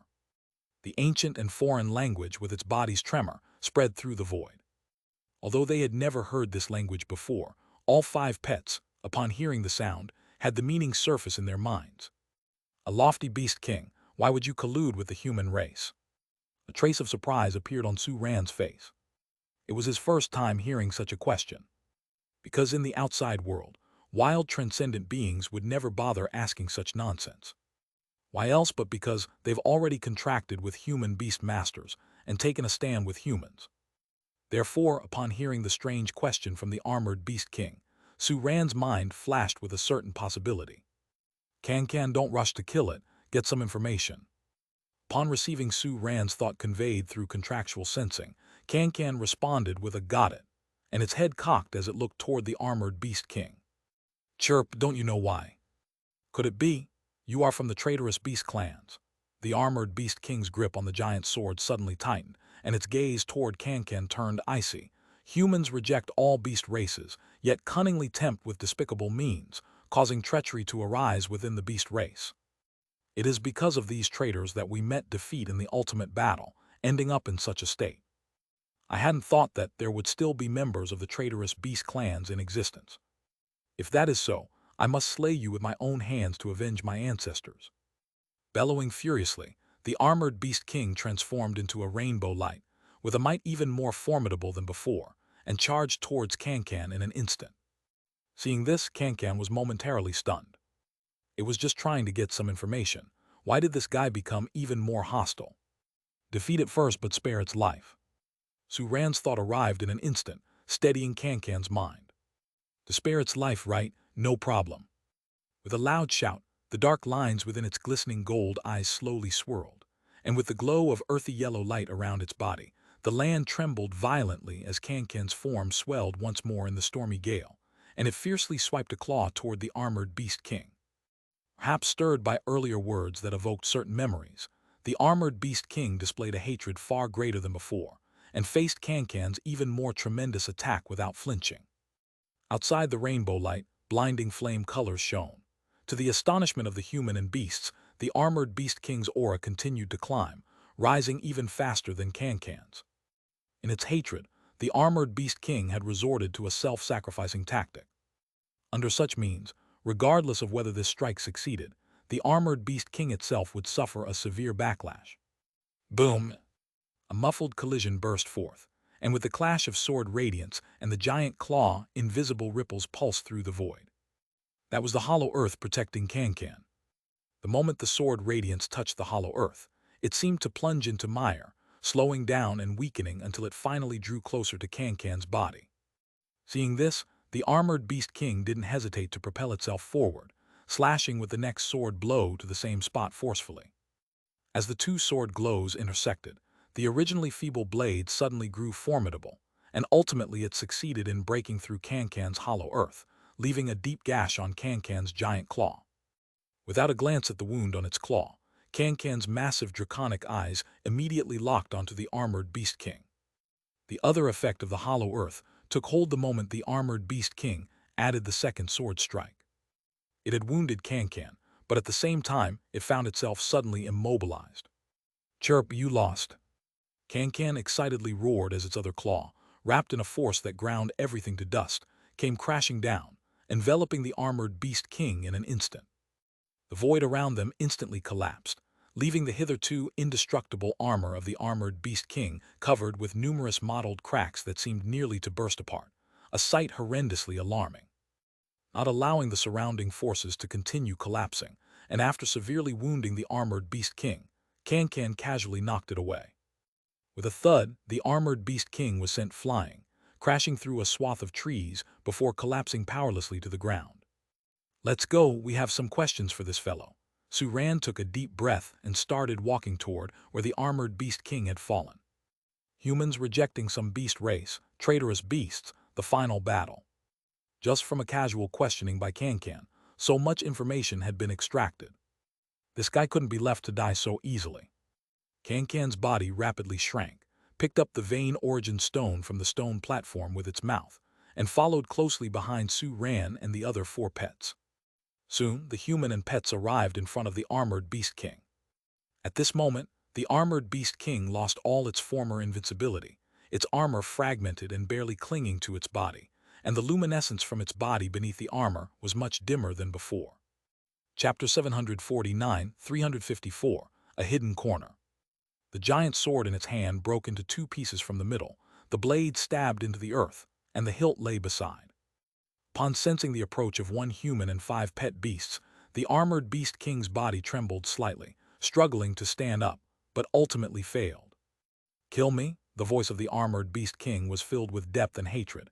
"You treacherous scum, consorting with humans, are surely seeking the tiger's skin. Although I do not know where your deep hatred comes from." Su Ran calmly looked at the armored beast king. "Have you not heard of the beast master?" The armored beast king fell silent. Even the struggle ceased momentarily. After a moment it spoke in a heavy voice. "What is a beast master?" "Humans who contract with transcendent beings and command them in battle." Su Ran paused briefly. "You just asked why Kankan helps me, because it is my contracted pet beast fighting alongside me." "Impossible." The armored beast king's body trembled violently, the tumultuous emotions causing its breath to grow even weaker. "This must be a human trick. I have never heard of such a contract. The feud between humans and the beast race is irreconcilable." "Is it?" Su Ran's eyes narrowed. He remembered some of the things Fang Kanghai had mentioned when he first introduced this relic to him. Some speculated that transcendent beings came from another world, and to this day, the entrance between that world and this one still exists, just undiscovered. Transcendent beings continually entered this world through the entrance, ensuring that despite their difficulties in procreation, their numbers did not dwindle in the enduring conflict with humans. And this relic most likely originated from that world. So, is what the armored beast king spoke of the situation in that other world. Su Ran decided to lay his cards on the table in order to gain more crucial information. "In fact, you are probably not in your original world right now," Su Ran slowly began. "In this world, the only transcendent power wielded by humans is to contract with transcendent beings and to strengthen themselves through the mutual battle and nourishment from transcendent beings. Indeed, many transcendent beings harbor hatred towards humans, attempting to exterminate them, and the battle between humans and transcendent beings continues to this day. But there are also transcendent beings who try to coexist peacefully with humans. And that is what we hope for. The idea that humans reject all of the beast race does not exist." "Another world." The body of the armored beast king shook violently, clearly shocked by what Su Ran had disclosed. "Is this some kind of deceit of yours?" "It's really not." Su Ran shook his head slightly, and behind him, a massive hexagram star array appeared, with 5 golden beams of light shooting out from the center of the array and landing on the 5 creatures. "You should be able to feel it, right?" What he was using at this moment was the manifestation of the beast-taming contract. This ability wasn't much of use, but it allowed the armored beast king to clearly sense the connection between him and the creatures, and even to perceive the content of the beast-taming contract. The armored beast king fell silent. If all previous occurrences could be considered the cunning plots of the deceptive human before it, upon seeing this so-called contract, it was forced to believe. "Is the outside world really no longer the world I once knew?" It murmured softly, its eyes filled with bewilderment. "What does the outside world look like now?" "We'll get to that later," Su Ran said with a smile. "I've said quite a lot, now it's your turn to share what you know, isn't it?" "I am very interested in what you mentioned about the final battle." "The final battle." The gaze of the armored beast king carried a hint of contemplation. "It was the battle where the fate of humans and the beast race was decided.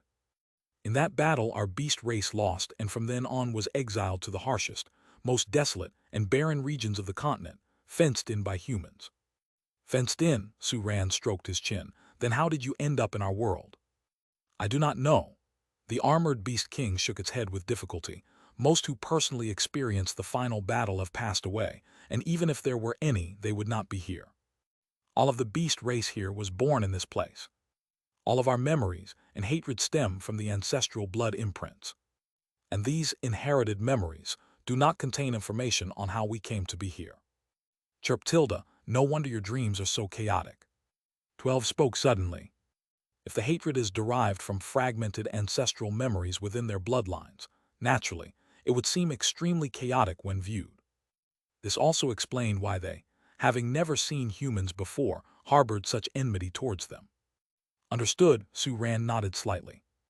Given this, it was probably difficult to get more information from the armored beast king. It hadn't experienced much, and many things were just fragmented memories inherited down the line. Fortunately, these snippets of information were enough for Su-Ran to deduce some things. In another world, humans and transcendent beings detested each other, leading to the so-called final battle, after which the transcendent beings were exiled and restrained by humans. And these exiled transcendent beings eventually appeared in this world. The way they arrived here should be similar to how the ruins appeared in this place. One last question. Su-Ran glanced at the armored Beast King. Are there any humans from your world here? No, the armored Beast King shook its head without hesitation, then added after a pause. But there are some things left behind by the humans. Oh, Su-Ran's eyes lit up, showing a look of surprise. Where? The armored Beast King fell silent, just gazing at Su-Ran. Star heal, Su-Ran commanded with a wave of his hand. Xilu tilde. Star neighed, and the star chain connected to the armored Beast King instantaneously, repairing the shattered armor around its body in just a few breaths, and even the great sword was restored to its former glory. Its aura surged to the heavens, but it merely stood in place with its sword, no longer attacking Su-Ran and the group. We have come here to explore with no intention of wanton slaughter, Su-Ran spoke slowly. Now, can you tell us what the humans from your world left behind here? Go straight in that direction, and you will find a ruin. The armored Beast King pointed in a certain direction. That's what was left by the humans. Initially, it wasn't a ruin, but rather a secret place of the humans. However, due to the hatred towards humans, any passing member of the beast race would vent their fury and incidentally search for anything of use, turning it into a ruin over time. Su-Ran. It didn't sound like there would be anything good left. This relic had been around for who knows how long, and at least 1,000 transcendent beings had passed through, each pilfering it. What could possibly be left? Let's go take a look anyway, Su-Ran said resignedly with a shake of his head and a bit of vain hope, turning towards the direction indicated by the armored Beast King. The armored Beast King watched silently as the man and 5 pet beasts departed until they vanished from sight, then turned back to its original guardian spot, leaving behind only a sigh. Another world, huh? Xilu. Su-Ran and the 5 little ones were making their way through the dense jungle in the direction pointed out by the armored Beast King, when Star suddenly stopped, turned its head sharply, and looked in a certain direction. What's wrong? Noticing Star's unusual behavior, Su-Ran asked curiously. Xilu tilde, I just felt like something was following us. Following us? Su-Ran looked in the direction of Star's gaze. Did you find anything? Xilu tilde, no. Star shook its head slightly, uncertain if there really was something trailing them, because the presence was very faint. If it weren't for its light attribute which clashed with its own, it wouldn't have noticed it at all. Well then, let's not worry about it for now, Su-Ran laughed it off, shaking his head. It's probably just some overconfident little fellow planning to ambush us. Hearing that, the 5 little ones dismissively shook their heads and moved on. A few dozen meters behind the man and 5 beasts, a tiny figure trembled desperately behind a tree trunk, its large eyes filled with fear. That was close, almost got caught. Chapter 750, 355, Discovery Under the Ruins. The discovery of the star was quickly put out of the minds of the one master and his 5 pets as they moved on, and finally saw the outline of a ruin up ahead. It was a collection of countless broken walls and ruins on a hillside, which one could determine at a glance were definitely not traces left by transcendent beings, nor could they have formed naturally. Star, hurry, Su-Ran urged excitedly. He had a premonition that here he could find answers to some questions. For instance, in another world without beast masters, how did humans overcome such powerful transcendent beings using what kind of power? Xilu tilde, okay. Sensing Su-Ran's excitement and anticipation, Star suddenly sped up its run. In just a few breaths, the master and his 5 pets were standing before the ruins. Looking at the ruins in front of him, Su-Ran's expression became somewhat more vivid. It was clear to see that the earth's extraordinary creatures here truly hated humans. The ground was littered with stone dust and rubble no bigger than a knuckle, with various claw marks densely covering the occasional larger stones. This level of destruction left no possibility of repair. Can see if there is anything worth noting. Chia tilde, okay. Can nodded, and then an earthy yellow halo rippled like waves, covering the entire ruins. The next moment its eyes lit up. Chia, there's still something preserved here. As soon as its words fell, Can-Can was already striding in a certain direction. Sue ran, and the other 4 little ones brightened up and hurried to follow. Before long, Can-Can was atop a pile of rubble and stone dust. Its 2 front paws rapidly and forcefully pushed aside the stone dust and rubble. Seeing this, everyone, without a word, joined in to help. As the rubble and stone dust were cleared away, the object beneath was revealed. It was a stone brick, now crisscrossed with web-like cracks, broken into 3 large pieces and countless smaller ones, but was still reasonably intact, allowing the ancient patterns drawn on it to be discerned. "Is this what you found?" Sue Ran asked curiously. The patterns on the stone brick indeed seemed valuable for reference. To his surprise, Can-Can shook its head without hesitation. "Chia, it's beneath the stone brick." "I'll do it." Sue Ran's expression shifted as he carefully moved the broken bricks aside, trying to keep them intact, and then peered beneath the stone brick. Underneath the stone brick, there was a deep groove, within which lay a stone pillar. From Sue Ran's position, he could only see the top and part of the side of the stone pillar, but even these glimpses were enough to shock him. Because the material of this stone pillar was distinctly different from the surrounding rubble. Special meant important. "Up you go." Sue Ran grabbed the top of the pillar, and then his 2 arms forcefully exerted strength in an attempt to pull the pillar out from the groove. But this simple act ended in failure. It wasn't that his strength was insufficient, rather it seemed like the other end of the pillar was fixed within the groove. "Chia, should we dig around it? The pillar will be exposed." Can-Can couldn't help but suggest. "Not yet, let me think of another way," Sue Ran said, stroking his chin thoughtfully. He stepped forward again and started to search around the top of the stone pillar. Moments later, Sue Ran's expression flickered as he inserted his finger into a certain spot and applied a slight force. With a crisp click, the earth trembled slightly, accompanied by the sound of mechanisms operating from underneath. Under the watchful eyes of the master and his pets, the stone pillar slowly rose. Perhaps the rarity of earth attribute transcendent beings in the relics meant that few had probed underground, which could be why this repeatedly destroyed place still had a functioning mechanism. Eventually, the trembling stopped, and Sue Ran and his pets did not hesitate to surround the newly risen stone pillar, standing 3 meters tall, observing it carefully. At the top and bottom of the stone pillar were some exquisite bas-reliefs and patterns, but the middle section lacked such adornments. The smooth stone surface bore only 6 marks of varying depth and direction. Unlike the claw marks left by transcendent beings on other stones, these marks looked more like weapon damage. "Is this a sword mark?" With his familiarity with long swords, Sue Ran quickly guessed after touching the marks. However, these sword marks seemed very ordinary, with no signs of any otherworldly essence left on them. "Chia-tilda, there's a second pillar." Can-Can suddenly spoke up with a hint of surprise on its face. The first time it explored, it clearly only found the one stone pillar in front of it. But after the first pillar emerged, it casually checked again and discovered another pillar. "Where?" "Chia, over there." Can-Can ran towards the direction where it had detected the pillar, stopping about 10 meters to the right of the first pillar after a short distance. The master and pets began to dig proficiently, then lifted the stone bricks and activated the mechanism to raise the pillar. This time, the pillar that emerged was similar to the previous one, except that the 6 marks were different, with some scrapes and other deeper, diamond-shaped indentations. "This is a mark from a sword, right?" Sue Ran guessed after a while. "Chia, a third one has appeared." After uncovering the second location, Can-Can quickly made a new discovery. Eventually, the master and his pets found a total of 7 similarly designed stone pillars. Chapter 751, 355, Discovery Beneath the Ruins. These pillars were of uniform height and similar appearance, the only difference being the distinct traces on each. Knife, sword, halberd, dagger, and 3 other marks that Sue Ran did not recognize as being made by any known weapons.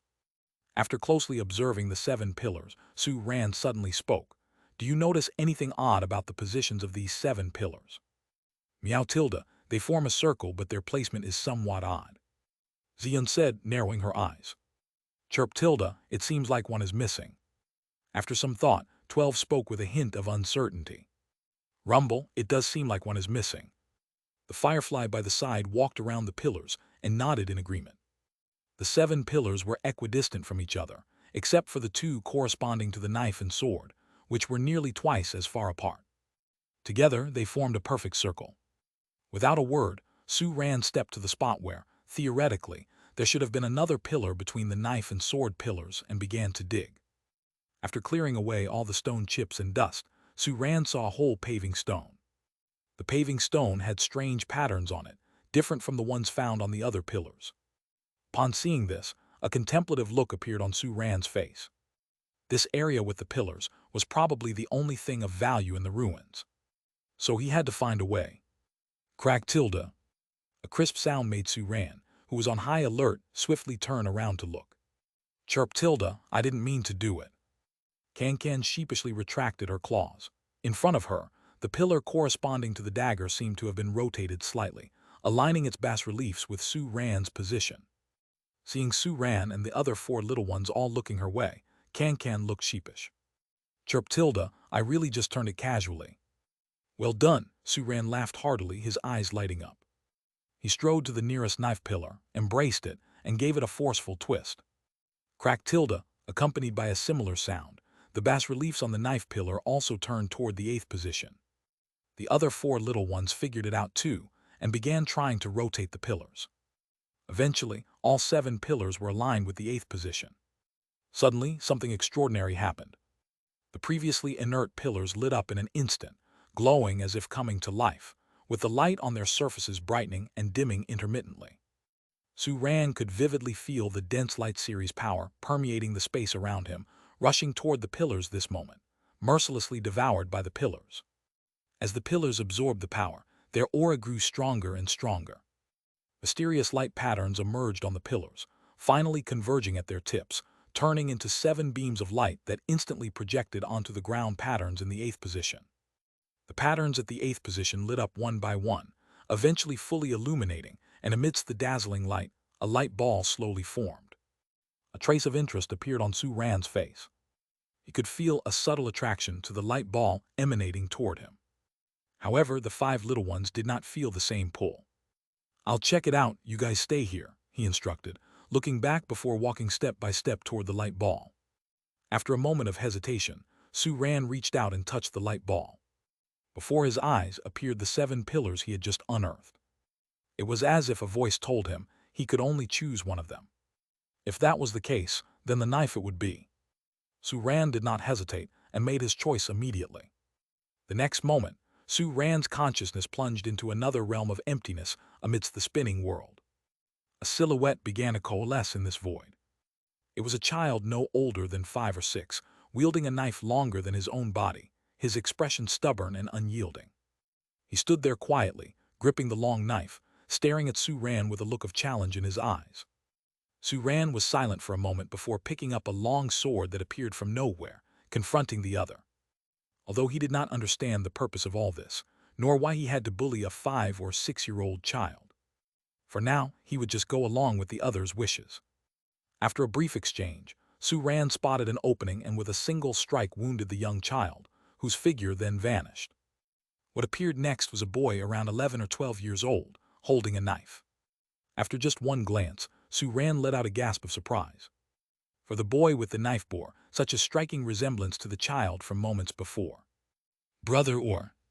Without giving it too much thought, Su-ran swung his sword to meet the attack of the young man coming at him with a blade of his own. This time, it took Su-ran a full 12 rounds to find an opening to strike at the youth's vital points.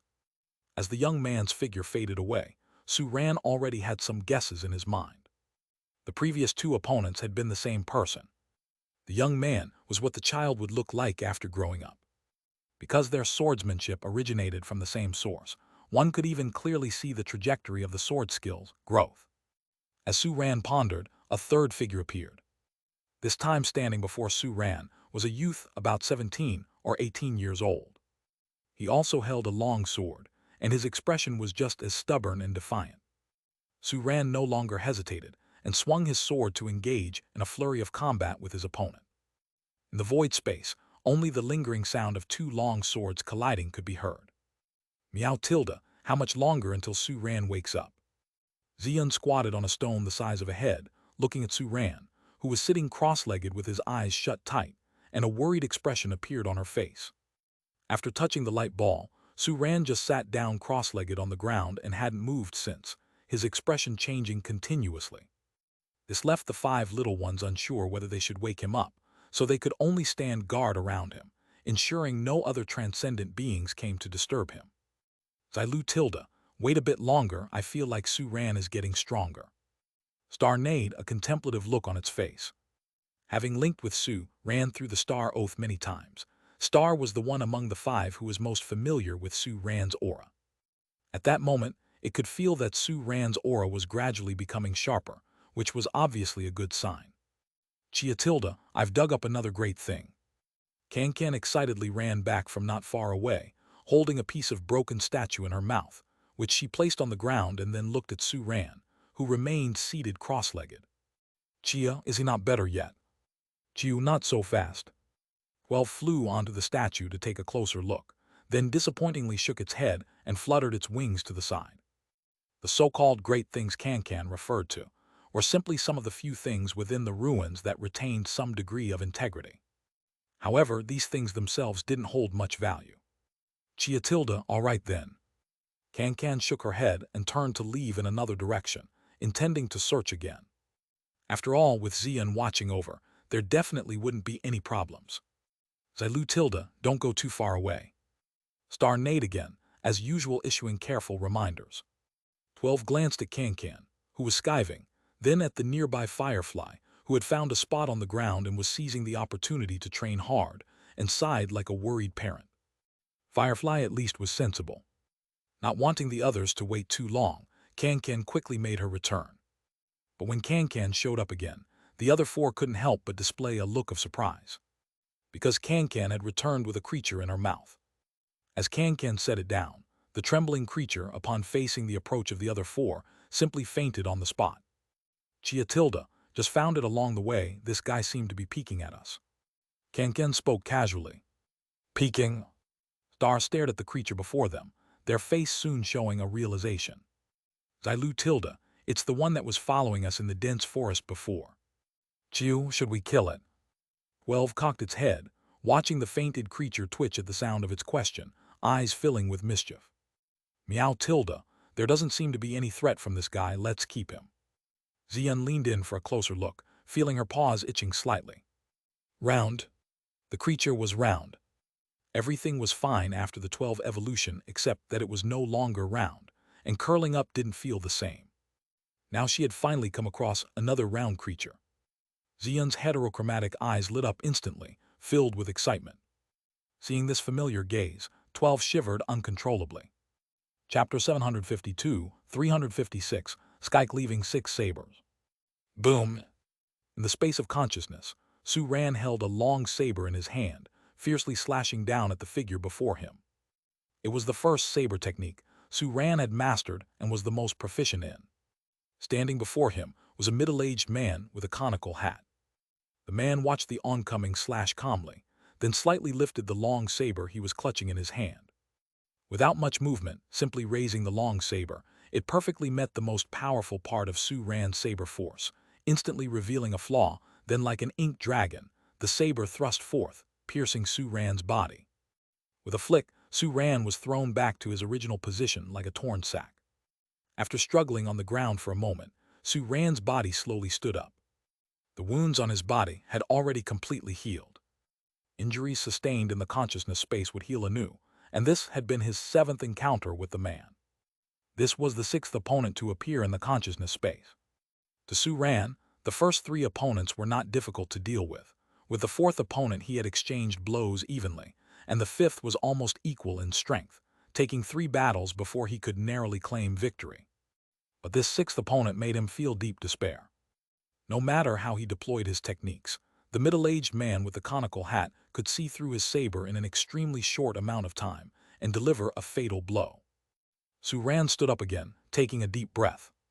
After several bouts, he had already vaguely understood the significance of this place. From the beginning to now, all 6 opponents were the same person. They were manifestations of this person's different stages of swordsmanship progression, from easy to difficult. Furthermore, from start to finish, the opponent used the same set of swordsmanship, which became more ingenious with age, to the extent that Su Ran couldn't see through it. and this set of swordsmanship should have 6 sabers in total. During the battle with the 5th opponent, Su Ran deeply experienced this.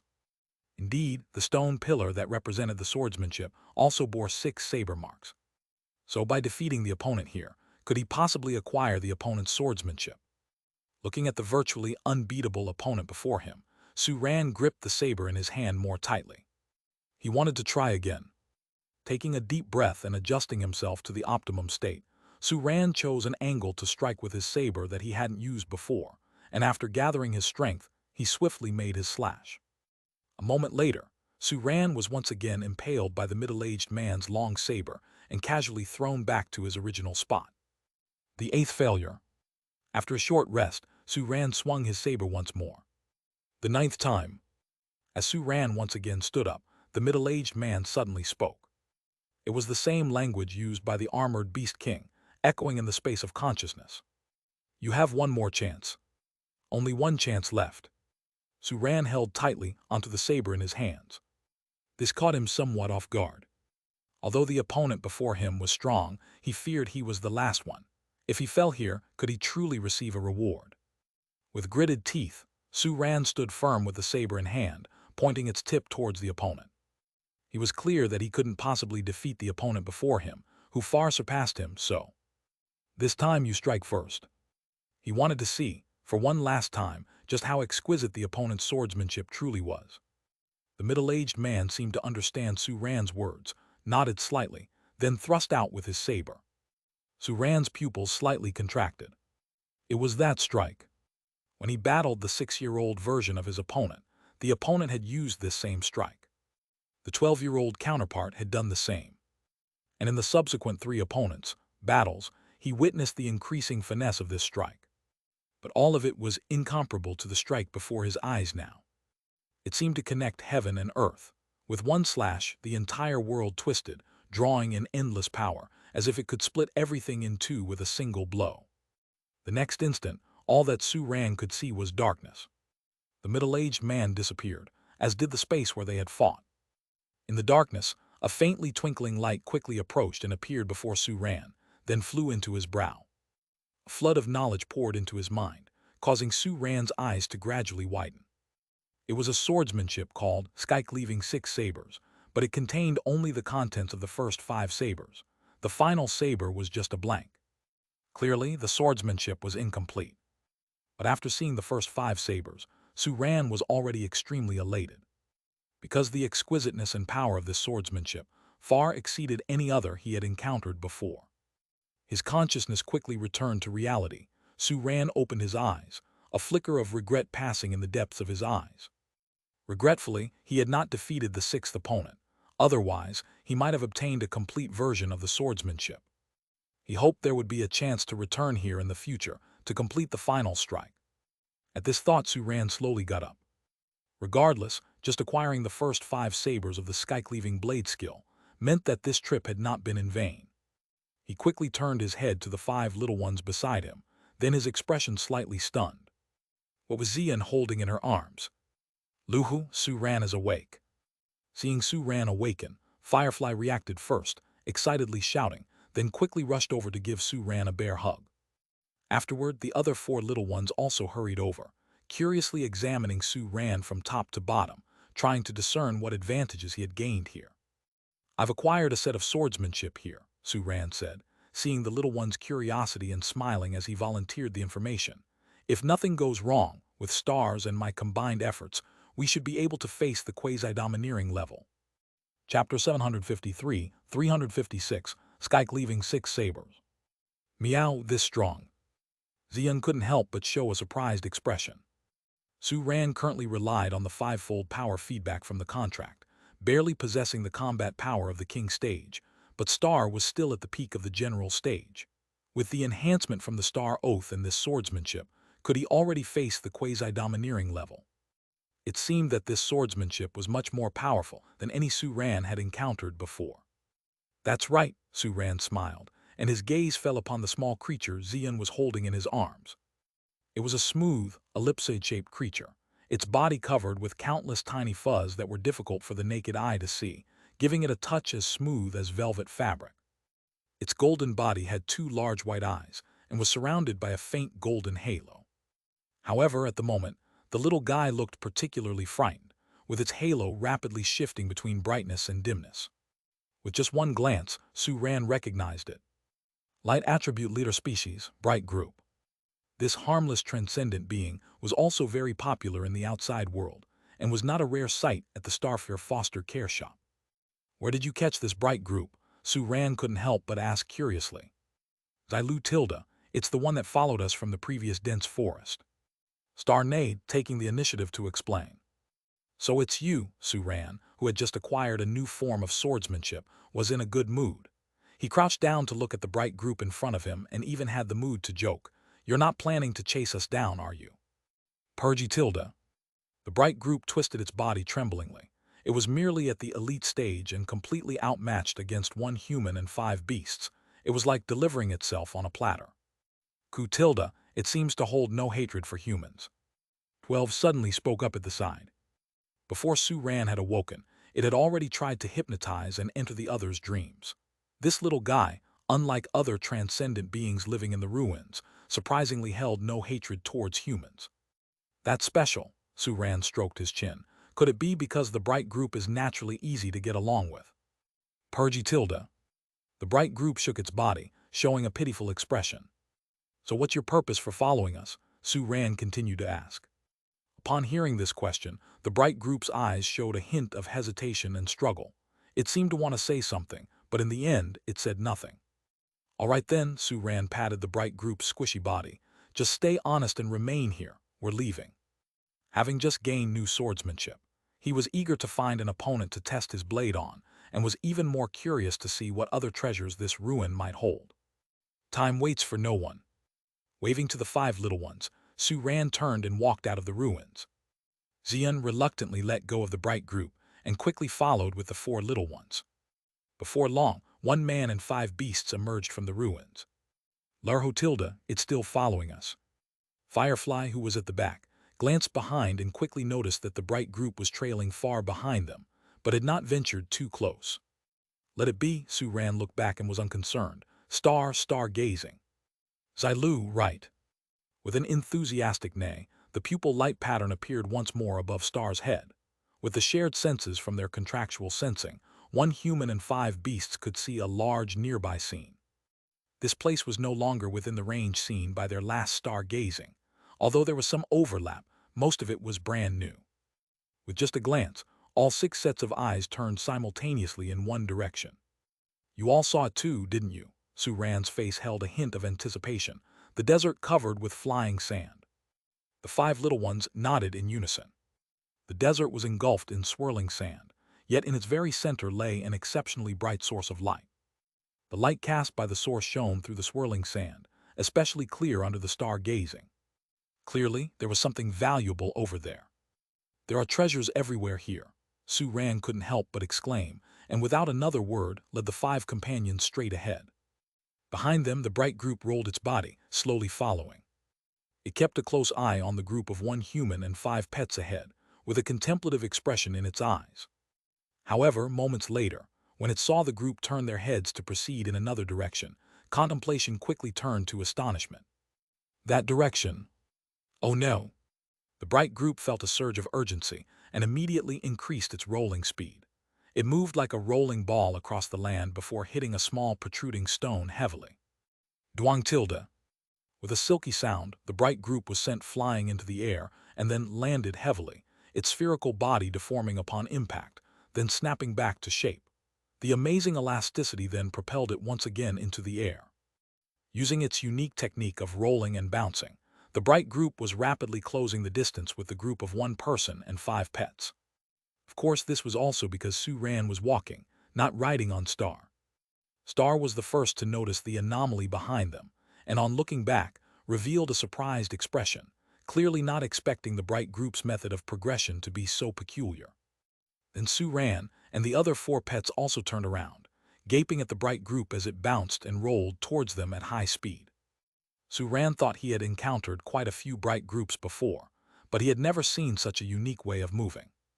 When it was about to approach the group of 1 person and 5 pets, the bright group's body tensed up. Its elastic body deformed far less than before as it landed, which rapidly decreased the height of its bounce until it rolled back into its normal state. Following that, the bright group's body slowly transformed from an ellipsoid shape, its sides stretching flat and elongating, gradually taking on a shuttle form. Without its rounded shape, its rolling speed slowed down significantly, and it finally stopped precisely in front of Su-Ran, reverting to its original ellipsoidal shape with a dwang. 0-0. Su-Ran. Stunned by the bright group's magical movements, he was at a loss for what to say for a moment. But the bright group didn't forget the reason it had hurried over. It simply shook its body, quickly adjusting from the dizziness of its high-speed movement, and then its body vibrated slightly. Purgy tilde. Chirp tilde. It says the desert ahead is very dangerous and suggests we go around. 12 translated, then decided to allow the bright group to communicate directly by opening his mind. Oh, Su-Ran snapped back to reality, his eyes showing a hint of surprise as he looked at the bright group. Do you know what's out there? Purgy tilde. There are several beast kings near the core of the desert sands that are close to the overlord stage. You can't beat them. The bright group spoke earnestly, worry written all over its face. Close to the overlord stage. Do you mean quasi-overlord level? Su-Ran smiled. If that's the case, then we have even more reason to go there. Bright group. It looked on, clueless at the group of one person and 5 pets before it. Beast kings close to the overlord stage could easily defeat an armored beast king. Were these humans and pets really that powerful? Instead of that, what I'm really curious about is why are you telling us this? Su-Ran looked at the bright group. Logically, transcendent beings here should despise humans, right? Yet, you want to help us. Purgy, despise, why despise? The bright group blinked its eyes. It had lived nearby since it could remember and had never seen the humans before it. Why hate them? Listening to the bright group's counter-question, Su-Ran found himself at a loss for words. Compared to the bright group before him, the other transcendent beings of this ruin seemed rather abnormal. Transcendent beings in the ruins had never seen humans, yet held onto a hatred for them due to inherited memories. That the bright group felt no hatred suggested that its ancestors in the original world might have played a different role. Chapter 754, 357, The Might of Swordsmanship. Thank you for the reminder, but we still have to go in. Su-Ran glanced at the hesitating bright group and suddenly spoke up. You're not planning on following us in, are you? The bright group was silent for a moment. Just as Su-Ran thought it would choose to give up, the bright group suddenly spoke. Purgy tilde, then I must go in as well. Su-Ran was genuinely surprised this time. After all, the bright group in front of him was only at the elite stage, and entering would be no different from delivering food to the enemy, not to mention that it had just tried to persuade him not to go in. Purgy tilde, I'll hide well when you're fighting, I won't drag you down, and I can heal. Seeing the serious expression on the bright group's face, Su-Ran stroked his chin and looked contemplative. So, what exactly is the reason you've been following us? Hearing this, the bright group became embarrassed again. However, after hesitating for a moment, it finally gave an answer. Purgy tilde, I accidentally overheard your conversation with the armored beast king, and I want to see the outside world. At those words, a realization dawned on Su-Ran. Perhaps because the little guy in front of him was too weak, their attention during the conversation with the armored beast king had been almost entirely on the opponent. They hadn't noticed such a small creature hiding nearby. With this in mind, he could understand why the bright group was so determined to follow him. After all, upon learning suddenly that there was a new world outside, it would definitely be curious to have a look. And they who came from outside naturally knew how to get out. Finally mustering the courage to reveal its thoughts, the bright group's large eyes looked at Su-Ran with hope. Su-Ran hesitated for a moment, then spoke. If it's just about taking you out of here, I can try. The bright group in front of him was different from the other transcendent beings here, and it also had movements that normal bright groups did not possess. Plus, it had just mentioned that it was good at healing, but as far as Su-Ran could remember, bright groups did not possess healing skills. For its uniqueness, he was willing to lend a hand. Meow tilde, I'll take it with me. Xian scooped up the bright group with a paw, holding it in her embrace again. If anyone in the group of 5 wanted to take it away the most, it was definitely Xian. Feeling the familiar touch, Xian's face immediately revealed an evil grin. And the bright group once again fell into trembling. So scary. Proceeding with the bright group in tow, the man and his 5 companions climbed over the hill in front of them, and, relying on their sight, soon saw the scene that had been observed during stargazing. Sweeping sands formed walls across the desert, separating the inside from the outside, with the sands concealing heart-palpitating auras, as if underneath the dusky yellow hid unpredictable dangers. "Kankan," Suran called out softly. "Cha, leave it to me." Kankan let out a shout, and as the black patterns flowed within its gleaming golden eyes, streaks of dragon turtle light patterns flickered around and disappeared, unleashing an unfathomable power that swept over the area, a mighty suppression blanketing the sandy terrain without distinction. The stirring sand slowed and became incredibly heavy, crashing down to the earth, and the seemingly impenetrable walls of sand were easily torn open by a vast gap. The man and his 5 companions walked in without hesitation, the surrounding sand falling still around them, the raging sands unable to affect them at all. "Jew, there seems to be a surge of super ability attribute energy ahead." Wind sensed the power permeating the sandstorm and showed an uncertain expression. "There might be a quasi-domineering level with the super ability attribute," Suran said with a smile. "Of course, it could be another situation. The resources hidden within this desert are super ability attribute resources." At these words, Star's eyes lit up, a glint of hope sparkling in the depths of his ocean-blue gaze. Hopefully, it's super ability attribute resources. As the man and his 5 companions continued deeper, the presence ahead became clearer and clearer, but within the sandstorm, other malicious presences detected their intrusion and rapidly locked onto them. One presence in particular, carrying a great suppression, approached them swiftly, causing Suran and his 5 companions, who had not been hindered by any other transcendent beings so far, to stop in their tracks. "Prepare for battle," Suran said quietly. Riding atop Star, he slowly drew the long sword strapped to his back, a look of anticipation in his eyes. This approaching aura was no ordinary one. It was likely one of the quasi-domineering levels from the deepest part of the desert. Good, he would use it to test his swordsmanship.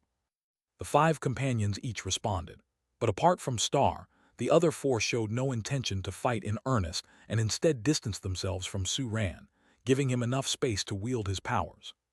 Xian, clutching the bright group in her arms, moved the furthest away, clearly not worried about Suran getting into danger. Seeing this, the bright group's eyes gradually widened, its expression becoming one of bewilderment. In its view, the strongest among the man and his 5 companions was certainly Kankan, for it had witnessed Kankan's victory over the armored Beast King. Beyond that, Xian, who was holding it, felt extremely formidable as well. And now both were distancing themselves from Suran. What about him? Before it could voice its question, a deep booming sound suddenly resonated all around them. Boom! As Suran raised his long sword, pointing it ahead, a huge shadow within the yellow sands began to emerge from obscurity to clarity. Chapter 755, 357, The Might of Swordsmanship. It was a crow covered in pitch-black feathers, its eyes and claws of the purest black, with a wingspan of 40 meters. With its appearance, an aura of deathly stillness immediately enveloped the entire arena, causing even the wind-blown sand to halt. With a harsh and unpleasant cry, the Crow Beast King's gaze locked onto Suran the moment it appeared. A hint of abstruse depth flashed through its pitch-black pupils, and a wave of intense hostility and murderous intent rapidly spread through the void.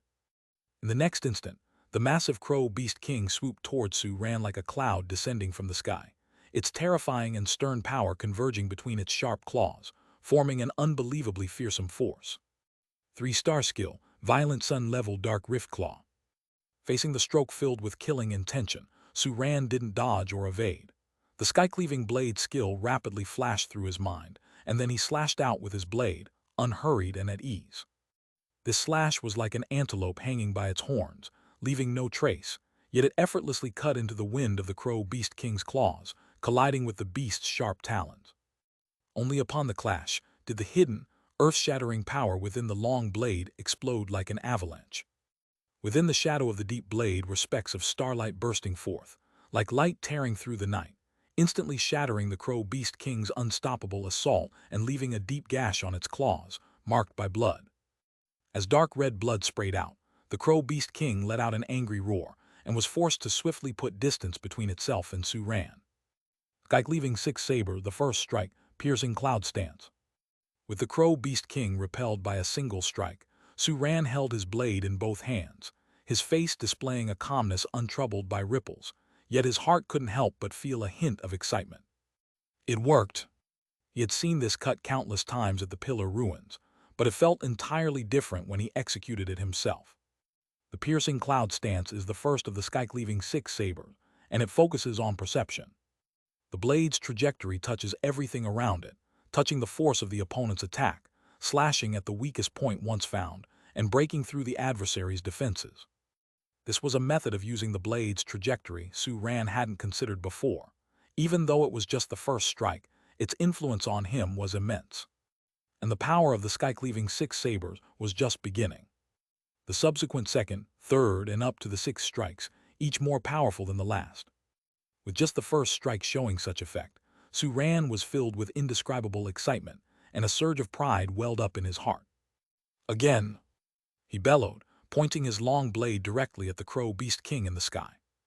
At this moment, the quasi-dominant level seemed trivial in his eyes. Insolent ant.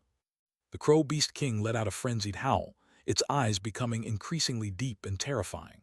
The black light around its body erupted, almost forming flames that enveloped it entirely. An extremely dangerous aura burst forth from its body, and the next moment, countless black feathers fell like raindrops, completely covering the area where Su-ran and the stars were positioned. Each feather flickered with a cold, faint light and was wrapped in burning black flames. 3-star skill, Violent Sun Level Dark Feather Annihilation. Though its rage had intensified, the Crow Beast King had clearly learned its lesson, no longer engaging in close combat with the sword-wielding Su-ran, but instead keeping its distance in an attempt to wear him down. However, facing the black feathers that seemed to engulf the sky and all the space in his field of vision, as well as all potential evasive positions, Su-ran's expression hardly changed. The long blade in his hand suddenly traced an arc of light through the air, like a fleeting crescent moon, instantly shattering a feather, then the second, and then the third. Each dark arc was as swift as amazing, the previous one still not dissipated when the next followed closely, layer upon layer like blooming flower petals, beautiful in their indomitable strength. Sky-cleaving six sabers, the third strike, hidden blossom style. This technique could attack or defend. To attack is to cut off all the enemy's retreats. To defend is to shatter all the enemy's attacks. Su-ran's eyes turned the color of the night sky, within which was a galaxy in reverse, each black feather appearing as slow as a tortoise crawling. Specks of starlight wove above his head into vertical pupil-like patterns of light, instantly casting toward the Crow Beast King. 4-star skill, Violent Sun Level Japanese symbol STR Gazing. Effect Ability Insight. After instantly discerning the opponent's 3 talent skills, the blade light in Su-ran's hand became even more fierce. The sword flowers bloomed tragically in the void, devouring all the black feathers into oblivion. In the next instant, before the Crow Beast King could react, Su-ran squeezed the belly of Star fiercely. Accompanied by a clear and piercing neigh, he rode Star and leaped towards the high skies, while letting out a low shout. Can. Cha, I'm here. Can, who had been guarding from a distance, shared an understanding with Su-ran and already knew what to do. A terracotta halo rose from Can's paws to the earth, and a rock pillar erupted from the ground, appearing right beneath Star's feet in midair. Immediately after, the second and the third appeared. Star's body blurred in rapid descent until only a shadow remained, yet the stone pillars raised by Can managed to keep up with the steps of Star's charge. A ladder of stone pointed directly to the heavens. At the top of the stairway, Su-ran raised his sword to strike the utterly bewildered Crow Beast King. Quite bold of you. The Crow Beast King was instantly enraged by Su-ran's provocatively offensive gesture, and any budding intent to retreat was snuffed out in an instant. Transcendent beings with the ability to fly have an absolute sensitivity towards air superiority. The sky is their home turf. And at this moment, the despicable human before it was attacking in a manner that felt like a taunt to the Beast King in the air. Then let there be battle. With a steeled heart, the Crow Beast King roared fiercely and swung its wings powerfully. Black flames around its body swept the heavens as its terrifying presence peaked in an instant. Its deep black eyes locked onto Su-ran like an unfathomable abyss. After a moment's charge, its colossal wings crossed and slashed down towards Su-ran. 100-meter-long 10-bladed shadow formed in an instant, carrying heart-palpitatingly terrifying fluctuations as it violently chopped down towards Su-Ran. 3-star skill, Violent Sun-level Dark Cross-Slash. This was the Crow Beast King's strongest offensive skill, and at this moment the beast had only one thought, to tear the human before it to shreds. Thus, it didn't hesitate to employ its most powerful skill that it had previously deemed unnecessary to use. Gazing at the massive cross before him, the starlight shimmering around Su-Ran stirred into countless ripples under the sharp aura, yet his expression remained utterly calm. Luckily, Stargazing had discerned exactly this skill among the 3 the opponent held, so he had anticipated the king would make this move. Stargazing's insight was not merely about knowing which skills the other possessed, but also about being clearly aware of the skills, effects, and essence. With this, along with swordsmanship, as the cross-shaped blade shadow neared, Su-Ran suddenly closed his eyes. The sword's momentum flowed like water, invisibly surging around him and forming a dense field of force. At the moment the blade shadow entered the field, an energy perspective invisible to the eyes instantly pinpointed its weakest spot. There it is. Su-Ran's eyes snapped open, the nebula within them dispersed at that instant. His sword moved. With an untraceable slash, the grand cross-blade shadow suddenly became frantic and unstable, as if a tower built from countless blocks had its foundation block removed, causing it to spiral out of control in an instant. Collapse. With a thunderous sound, the pitch-black blade shadow in the sky exploded. The terrifying momentum didn't reach Su-Ran before scattering in all directions. Amidst the darkness so thick it almost materialized, Su-Ran's long sword, like a star at dawn, pierced the astonished Crow Beast King in the chest. Without giving the Crow Beast King any chance to resist or struggle, in Su-Ran's serene expression, the long sword unleashed a force that pierced heaven and earth, annihilating all of the Crow Beast King's vitality in an instant. A glimmer of confusion flashed in the Crow Beast King's black eyes, and then all the light within them faded. Sky leaving 6 sabers, 5th strike, lifeless stance. Chapter 756, 358, Yang Guang Celestial Palace. Purgy, so powerful. Clutching Bright Group tightly, Xian's eyes widened as she watched Su-Ran effortlessly defeat a creature at the quasi-domineering level, her face filled with shock. Meow tilde, it seems there really was something good in that stone pillar earlier. Xian also showed a hint of eagerness. Previously, Su-Ran had to cooperate with Kankan after linking with the star power to kill a quasi-domineering level creature. Now that Kankan had acquired a new 4-star skill, he could face a quasi-domineering level creature on his own, and Su-Ran's strength had also surged after acquiring swordsmanship.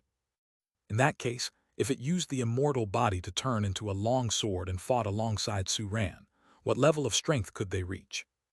Almost at the same moment Xian thought of this, Su-Ran, who had just brandished his long sword, also looked in Xian's direction, clearly having reached the same conclusion. After carelessly flicking the supernatural resource left behind by the fallen Crow Beast King, a pitch-black claw bone, Su-Ran's gaze then shifted toward the interior of the desert. With the fall of the Crow Beast King, the atmosphere had not eased but had become even more tense. The presences in the desert center that had locked onto Su-Ran from afar were now surging more violently. They hadn't come to the aid of the Crow Beast King, but having sensed its demise, they now had a certain understanding of Su-Ran's strength and had become even more cautious, unwilling to act rashly. Let's go see what kind of resources are hidden inside, Su-Ran suggested softly, riding upon Star, not slowing down his pace into the depths, but instead gradually accelerating. His actions clearly infuriated the existences that were covertly targeting him, as their auras surged even more violently.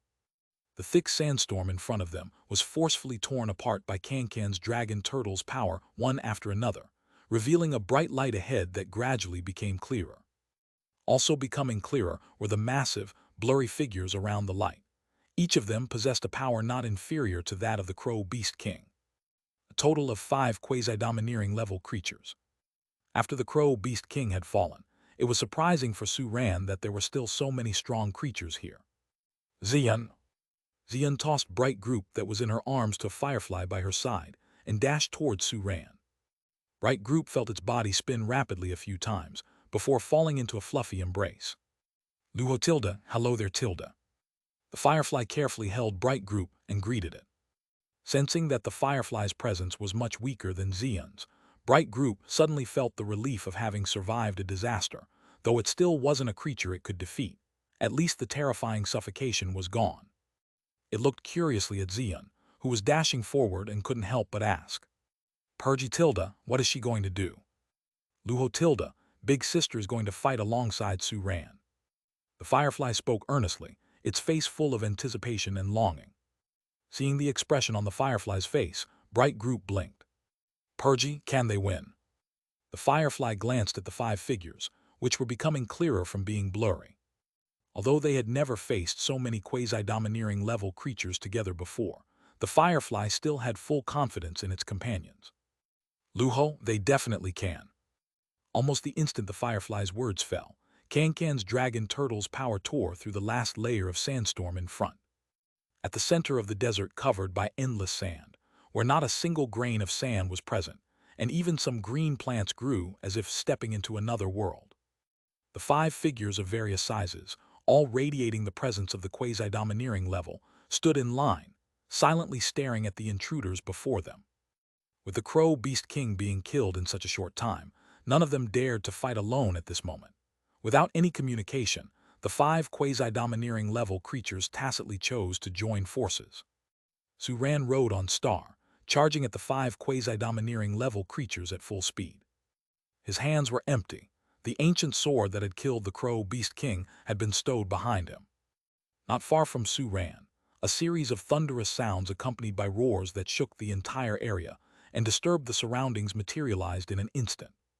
Flitting through the Lei Jing, a figure intertwining purple and white flickered constantly, chasing Su Ran and Star. As it moved at an extreme speed, the invisible and imposing power around it rolled up violent thunder into whirlwinds, wildly intertwining and converging. This scene even diverted the 5 quasi-domineering level creatures. Attention from Su Ran for a moment, as they seriously turned to look at Xion by his side. King Stage Emperor Species. This terrible creature was not one any of them could withstand. Together, if they did not give their all today, they would likely stay here forever. Damn humans, despicable traitor beasts. With a terrifying roar, a giant dragon at the center charged towards Su Ran first, attacked together. To the left and right of the giant dragon, a tiger with wings on its back and a phoenix radiating golden light also took action at the same time. Further away, a humanoid transcendent being holding a broadsword and another transcendent being with a body as nebulous as a mist coordinated with the other 3. In an instant, 5 different attacks rapidly fell towards Su Ran, blocking all his escape routes. Within the overwhelming force, even the void twisted, and the extreme violence carried a heart-palpitating danger. Chapter 757, 358, Yang Guang Celestial Palace.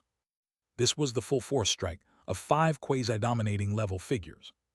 Before the attack even arrived, the energy storm and terrifying suppression it whipped up came crashing down towards Su Ran, causing the starlight congealed gown around his body to ripple with layers of undulations. Yet Su Ran's expression remained quite calm at this moment. Faced with such an onslaught, he made only a simple move. That was to slightly reach back with the hand on the same side as Xion, like a runner preparing to grasp the baton in a relay race. Boom! Accompanying the final thunderous blast, Xion's front claw instantly landed in Su Ran's palm. In the next moment, its body twisted and transformed with incredible speed into a soaring long saber. Layers of thunder light and invisible fighting attribute power clung tightly to the saber, ready to burst forth. After evolving into an emperor species, Xion transformed into a saber for the first time. The cloud break sky that was unleashed concurrently with the path of destruction had already accumulated a tremendously vast strength. This power was fermenting within the saber that Xion had become, ready to explode with Su Ran's next slash. The moment he gripped the saber, Su Ran exhaled a breath of foul air. The surrounding void seemed to solidify in an instant. Even the attacks that were close at hand seemed to slow down. He lifted the saber horizontally, effortlessly sweeping it across. A dazzling saber light flashed by, leaving behind a deep rift in the void, with all the incoming attacks collapsing rapidly upon touching the rift, like a punctured balloon losing all its momentum. The 5 quasi-dominating level figures stood silently in their original spots, motionless. After a good while, 5 lines of blood appeared, and then, under the spurting blood, the 5 quasi-dominating level figures were split in two, dying on the spot. The fourth saber of the sky cleaving 6 saber, rainbow severing force. This was the fastest strike among the sky cleaving 6 sabers. Saber force like a rainbow, here and gone in a flash. Though it lasted only a moment, it was an outburst of Su-Ran and Xian's full strength. Below the dominating stage, this slash meant certain death. Sitting within the embrace of the bright group, Can-Can's eyes widened in shock. Flicker 2 revealed a hint of surprise, which shortly turned into pride. Lu-Hu, I told you they could definitely win. 12, having no patience to wait, immediately flapped its wings towards a stamp-like item, flashing with brilliant light in the void, as soon as the 5 quasi-dominating level figures fell dead. The stamp shimmered with a brilliant light, pulsing continuously in the void. This stamp seemed to be only half of a complete stamp, constantly self-repairing in an effort to become whole, but each time one part was restored, another part would fade, ensuring it remained perpetually half of a complete stamp no matter the restorations. Throughout this process of repair and fading, the immense super ability attribute power also fluctuated undecidedly between the directions of psychic and illusion. Super ability attribute resources, true-false fragment. These were the resources hidden within the desert, and also one of the main materials for 12's evolution into the Emperor species. Looks like our luck is indeed not bad, Su-Ran said. From the first glance upon entering the core area of the desert, he saw the true-false fragment, and now seeing 12 taking it, a smile appeared on his face. The 2 resources they had found were respectively required for Can-Can's and 12's evolution, and along the way, he had learned an incredibly powerful swordsmanship, which had elevated his own strength by a level. This relic was indeed a good place. It's time to leave, Su-Ran said softly, looking around at the greenery left in this place. After we go out, we'll make haste to check out another location. He had a feeling that the time people could continue to stay inside the relic was not much longer. When the time came, everyone would be automatically transmitted out by the relic itself. Without the threat of quasi-dominating level figures, the speed at which the group, consisting of 1 person, 5 beasts, and a group, left the flying sands desert had noticeably increased. With the rapid advancement of Star and Can-Can's constant protection, they successfully left from the other side of the desert in no time. Star, continue stargazing. Su-Ran glanced back at the desert and spoke quickly. Several good finds had come through stargazing. It had to be said that this skill, enhanced during the last resource allocation, was indeed very handy. Star emitted a clear, resonant neigh as starlight converged right above its head, and just when it seemed ready to form another vertical pupil, the void around them shook violently. The next moment, a thunderous roar filled the entire ruins. Stargazing was interrupted, the converging starlight rapidly dissipated, and the 5 pets and their master didn't have time to care as they turned toward the direction of the turmoil and the roaring sound, witnessing an unbelievable sight. It was a majestic palace rising slowly from the earth, adorned with countless gilt shadows. Mysterious sounds resonated for a long time, and the entire palace shimmered with dazzling light, instantly drawing the attention of every creature within the ruins. What is that? Su-Ran gaped in astonishment. As the palace kept rising amidst the roaring sound, it finally fixed in the void. Once the palace was settled, a column of light that pierced the sky enveloped it completely, as if a protective power was shrouding it. On the outside of the palace, Su-Ran could vaguely spot a familiar jade color. It was a dragon shadow that, compared to the palace, was exceedingly small.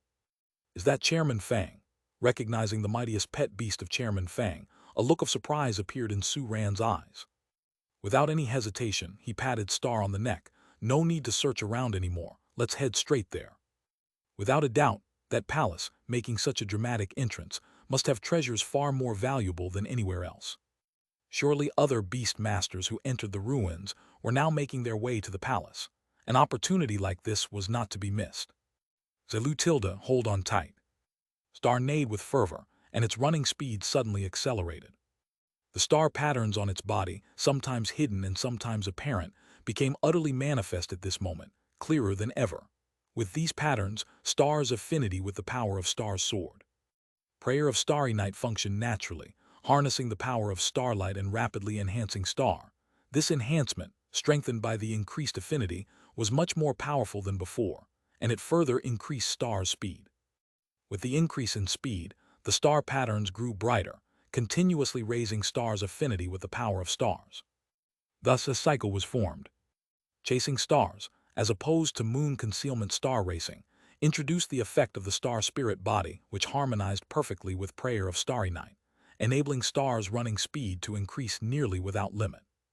Its body shone with ever brighter starlight, and eventually it resembled a meteor streaking through the void, heading towards the palace. Closer now, even closer. Only when the palace and that towering light column were directly in front of them did Star voluntarily slow down, its star patterns dimming and returning to their original faint state once it stopped. Xilu Tilda. After the exhilarating run, Star let out a long neigh, gazing at the light column that pierced the sky in front of it. You've arrived quite fast. Alongside the descent of the jade-colored giant dragon, Fang Kanghai's voice emerged beside Su Ran. As he spoke, he couldn't help but look at Star with a mix of astonishment and disbelief. He had seen Star's approach just moments ago. Chairman Fang, what's going on here? Su Ran pointed at the palace engulfed in the light column, unable to contain his curiosity. Well, Chairman Fang looked around. One after another, presences were speeding towards this place, and soon they revealed themselves, the other overlord-level beast masters who had entered this place. Waiting until most of his companions had arrived, Fang Kanghai began to explain. What you are seeing now, this palace, is called Yang Guang Celestial Palace. If I'm not mistaken, it should be the only human structure in these ruins that has not been destroyed. I found a transcendent being of Emperor stage here and inadvertently activated the residual power of Yang Guang Celestial Palace while killing it, Fang Kanghai shrugged. And then, it turned into this.